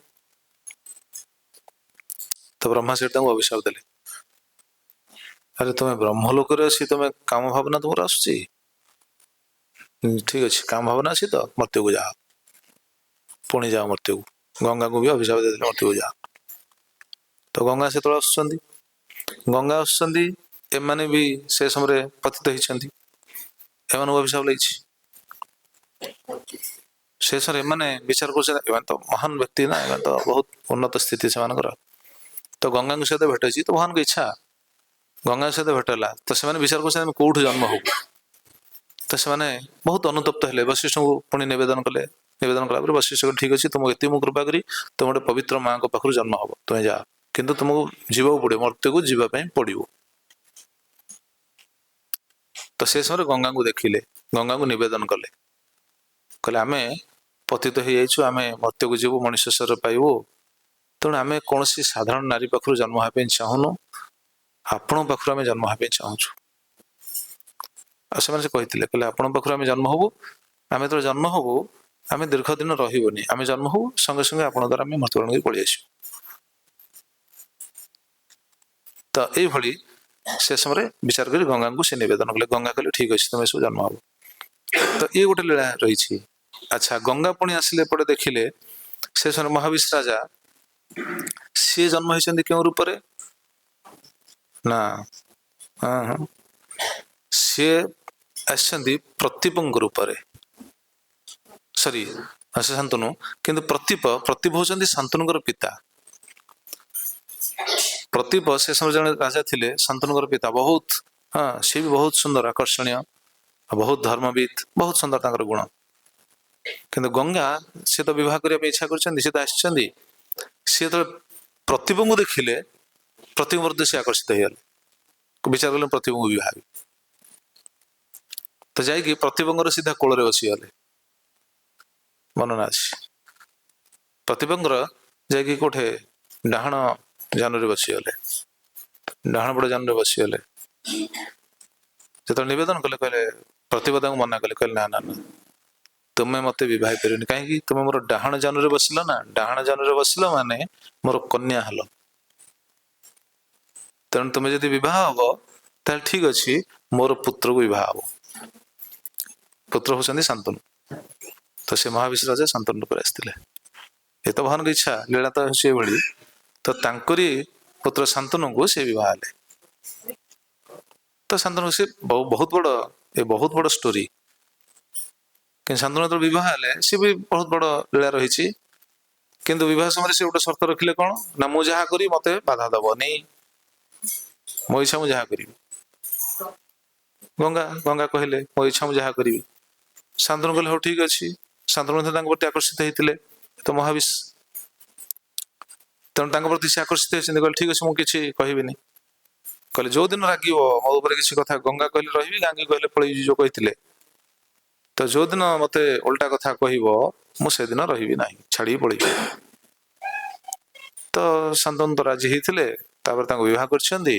ସେଥିପାଇଁ ଯେତେବେଳେ ସବୁ ଗୋଟେ ଗୋଟେ ସନ୍ତାନ ପ୍ରାପ୍ତ ହଉଛନ୍ତି, ପ୍ରାପ୍ତ ହେଲା ମାତ୍ରେ ନେଇକି କଣ କରୁଛନ୍ତି, ପାଣିରେ ଭସେଇ ଦଉଛନ୍ତି। ଶାନ୍ତନୁ ଦେଖିକି ଆଶ୍ଚର୍ଯ୍ୟ ହଉଛନ୍ତି, କଣ ଇଏ ନେଇକି ପାଣିରେ ଭସେଇ ଦଉଛି। କିନ୍ତୁ କିଛି କହିପାରୁନାହାନ୍ତି, କହିଲେ ଛାଡିକି ପଳେଇବେ। ତେଣୁ ସେ ଏ ଯୋଉ ଆସକ୍ତ ଚିତ୍ତ ହେଇକି ସିଏ ଥିଲେ, ସେ କିଛି କହିପାରୁନଥିଲେ, କିନ୍ତୁ ଗୋଟେ ଗୋଟେ ପୁତ୍ରକୁ ସେ ନେଇକି ଜଳରେ ଭସେଇ ଦଉଛନ୍ତି। ଏଇଭଳି ଜଳରେ ଭସେଇ ଦଉଛନ୍ତି, ଏବଂ ଗୋଟେ, ଦୁଇଟା, ତୃତୀୟ, ଚତୁର୍ଥ, ପଞ୍ଚମ, ଏମିତି 7ଟା ପୁତ୍ର ପର୍ଯ୍ୟନ୍ତ ପଥର କରିକି ହୃଦୟକୁ ରହିଗଲେ ଶାନ୍ତନୁ। ଏଇ ଭଗବାନଙ୍କ ଇଚ୍ଛା। 7ଟା ପୁତ୍ର ପର୍ଯ୍ୟନ୍ତ କିଛି କହିପାରୁନାହାନ୍ତି। ହଁ, ସେ ଧୈର୍ଯ୍ୟ ଧରିକି ପଥର ମାନେ କରିକି ଛାତିକୁ ସେ ରହିଲେ, କିଛି କହିପାରିଲେନି, କହିଲେନି, କାରଣ କହିଲେ ସେ ଛାଡିକି ପଳେଇବେ। ସେତେବେଳେ ଅଷ୍ଟମ ପୁତ୍ରକୁ ନେଇକି ଭସେଇବା ପାଇଁ ଯାଉଛନ୍ତି, ସେ ସମୟରେ ଅଟକେଇ ଦେଲେ। ଗଙ୍ଗା ନା ଗାଙ୍ଗୀ, ଗୋଟେ ପୁତ୍ର ଗୁଡାକୁ ନେଇକି, ଜନ୍ମ ହଉଥିବା ପୁତ୍ର ଗୁଡାକୁ ନେଇ ପାଣିରେ ଭସେଇ ଦଉଛ, ମାରି ଦଉଛ ତାଙ୍କୁ। ତ ସେ ସମୟରେ ଶାନ୍ତନୁଙ୍କୁ କହିଲେ ଠିକ ଅଛି, ତମେ ମତେ ଅଟକେଇ ଦେଲ, ବାରଣ କଲ, ଆଉ ମୁଁ ରହିବିନି। ସେଠୁ ଛାଡିକି ପଳେଇଲେ। ତ ଗଲେ ସେ ପୁତ୍ରକୁ ନେଇକି ପଳେଇଲେ, ଅଷ୍ଟମ ପୁତ୍ରକୁ ନେଇକି ଚାଲିଗଲେ। ଯୋଉ ନେଇକି ଚାଲିଗଲେ, ହଁ, ତାଙ୍କୁ ରଖିଲେ। ସେଇଠି ଆମେ ଶୁଣିଥିଲେ ନା, ଦେବବ୍ରତଙ୍କର ବାଲ୍ୟ ଲୀଳା କିଛି ନାହିଁ, କୋଉଠି ନାହିଁ, କେହି ଦେଖିନାହାନ୍ତି। ଗଙ୍ଗା ନେଇକି କୋଉଠି ରଖିଛନ୍ତି କିଏ ଜାଣିଛି।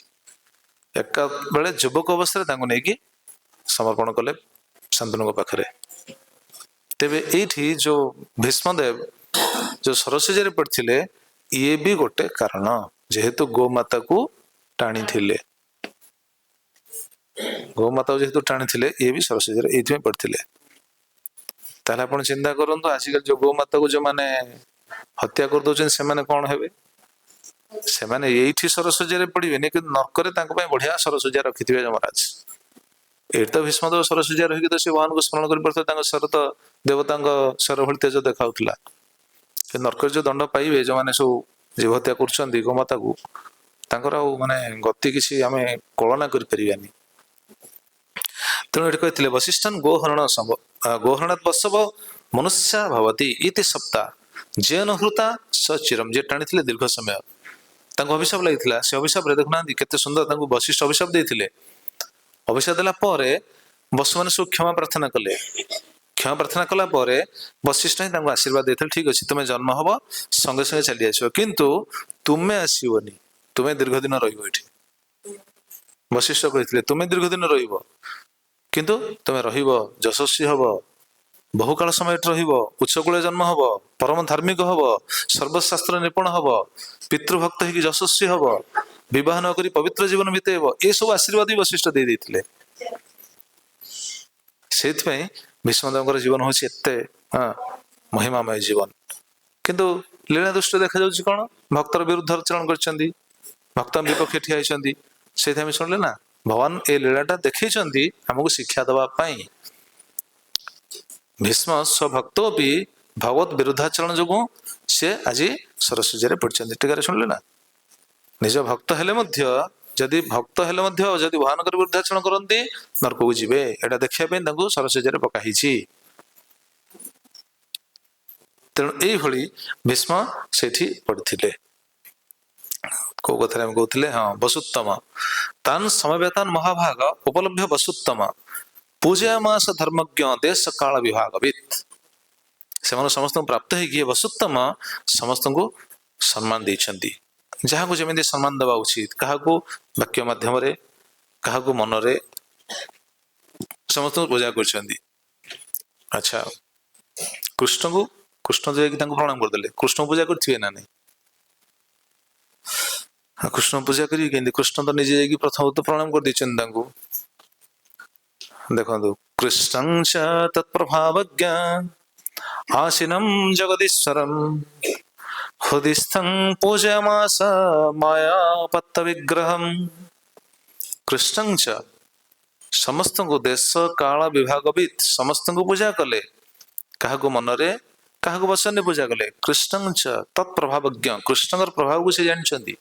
तेणु आचार्य मैंने कहते देखो श्रीकृष्ण पूजने विशेषम आह, कृष्ण पूजा विशेष भाव कर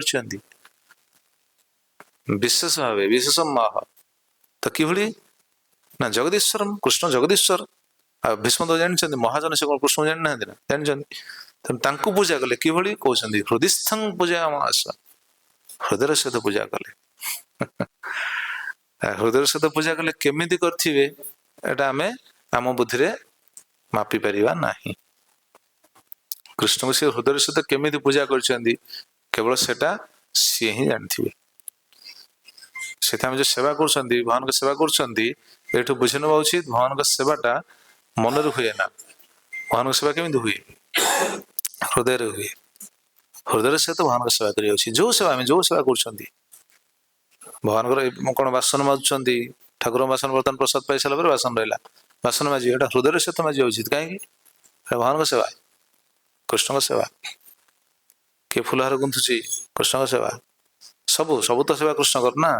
तेणु सबू सेवा गो कृष्ण सेवाटा केमी कराए? हृदय सहित हृदयस्थं पूजयामास। जे हृदय सहित करते भगवान से पुरस्कार देवे। जे काम चला करती भगवान काम चला कृपा करेंगे। कृपा भी विभिन्न प्रकार रही ना। काम चला बोले दी चलो कृष्ण कहे बाबा कृपा मध्य से भाया नहीं जा, काम चला कृपा देवे। जे हृदय सहित कर हृदय सहित भगवान कृपा करेंगे।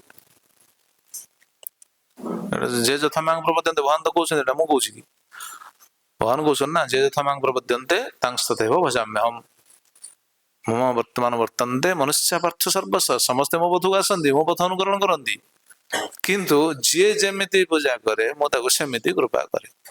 जे जेमिति मो पाखरे समर्पित हबो मो ताको सेमिति कृपा करे। जे हृदय सहित सेवा करिवे भगवान ताको हृदय सहित कृपा करिवे। जे काम चला सेवा करिवे भगवान ताको से भली कृपा करिवे। तेणु एठी सब शिक्षा उचित। भीष्म कौन शिक्षा देले? हृदयस्थं पूजयामास। काहाकू? भगवान को। जे माया उपत्त विग्रहम, जे निजे माया उपत्त समेत ही गले। एठम कथा विश्राम देवी कौन कथावार्ता हेबे काली सुनिबा। केते सुंदर भगवान श्रीकृष्ण और भीष्म कथा हेबे। तापर तो आसियो बहुत गुरुत्वपूर्ण कथा। एठ तो आसियो पूरा भीष्म प्रवचन। माया उपत्त विग्रह। माया माया शब्द रे एठी आचार्य कहती माया उपत्त विग्रह। तार अर्थ साधारणतः समस्त कौन बुझे? जे माया रे शरीर धारण करिसेंती एटा बुझिबे ना। ना तार अर्थ से नुह। तार अर्थ कौन जानछंती? तार अर्थ होछि माया कृपया कृपारे उपत्त विग्रह उपनेत्र समीपे आनीतो निज देह जेन तम। माया शब्द एठे कृपा। कृपा करी जे निज विग्रह को निज शरीर बा स्वस्वरूप को से विग्रह को जे कृपा करी कि तांको पाखकू आनिचंती। अर्थात भगवान कृपा करी आछन तांको पाखकू। हम तो सुनले ना तांको योजनाटा कोन? तांको योजना कोन हम सुनथिले। तांको योजना कोन भीष्म भी जानिचंती। नचेत केंति कहले माया उपात्त विग्रहम। से कहिबे तमे तांको बुझी परियोनी। काली सुनिबा भीष्म केते सुंदर बुझेइबे। भीष्म को एति बुझेइबे से जहा कहउचंती तमे मानि जाओ। केवल सेतिकी बुझेइबे। अन्य समस्त बुझुथिबे भीष्म युधिष्ठिर बुझु नथिबे। भीष्म सेटा बुझेइबे युधिष्ठिर बुझिबे। ता माने भीष्म जो बुझेइबे ता पछरे केते तांकर अनुभवटा देई बुझेइबे। तो से अनुभव ज्ञान सहित बुझेइबे सेटा। आ से कथा तो समस्त बुझौथिले। व्यासदेव बुझौथिले, अन्य मुनि ऋषि माने मैत्र मुनि बुझौथिले, समस्त बुझौथिले ना। कृष्ण ही बुझौथिले। किंतु भीष्म बुझे सब बुझी। तो माया उपत्त विग्रह जी कृपा करिके भीष्मकर चक्षु सम्मुख को निज देह को नहीं आसचंती। से श्रीकृष्ण स्वयं श्रीकृष्ण पूजनम आह। तेणु कृष्ण को हृदय सहित पूजा कले। हृदयस्थम पूजयामास। हृदय सहित पूजा कले। तेणु आमे मध्य कृष्ण सेवा कर जो सेवा जी जो सेवा कर हृदय सहित करवा उचित।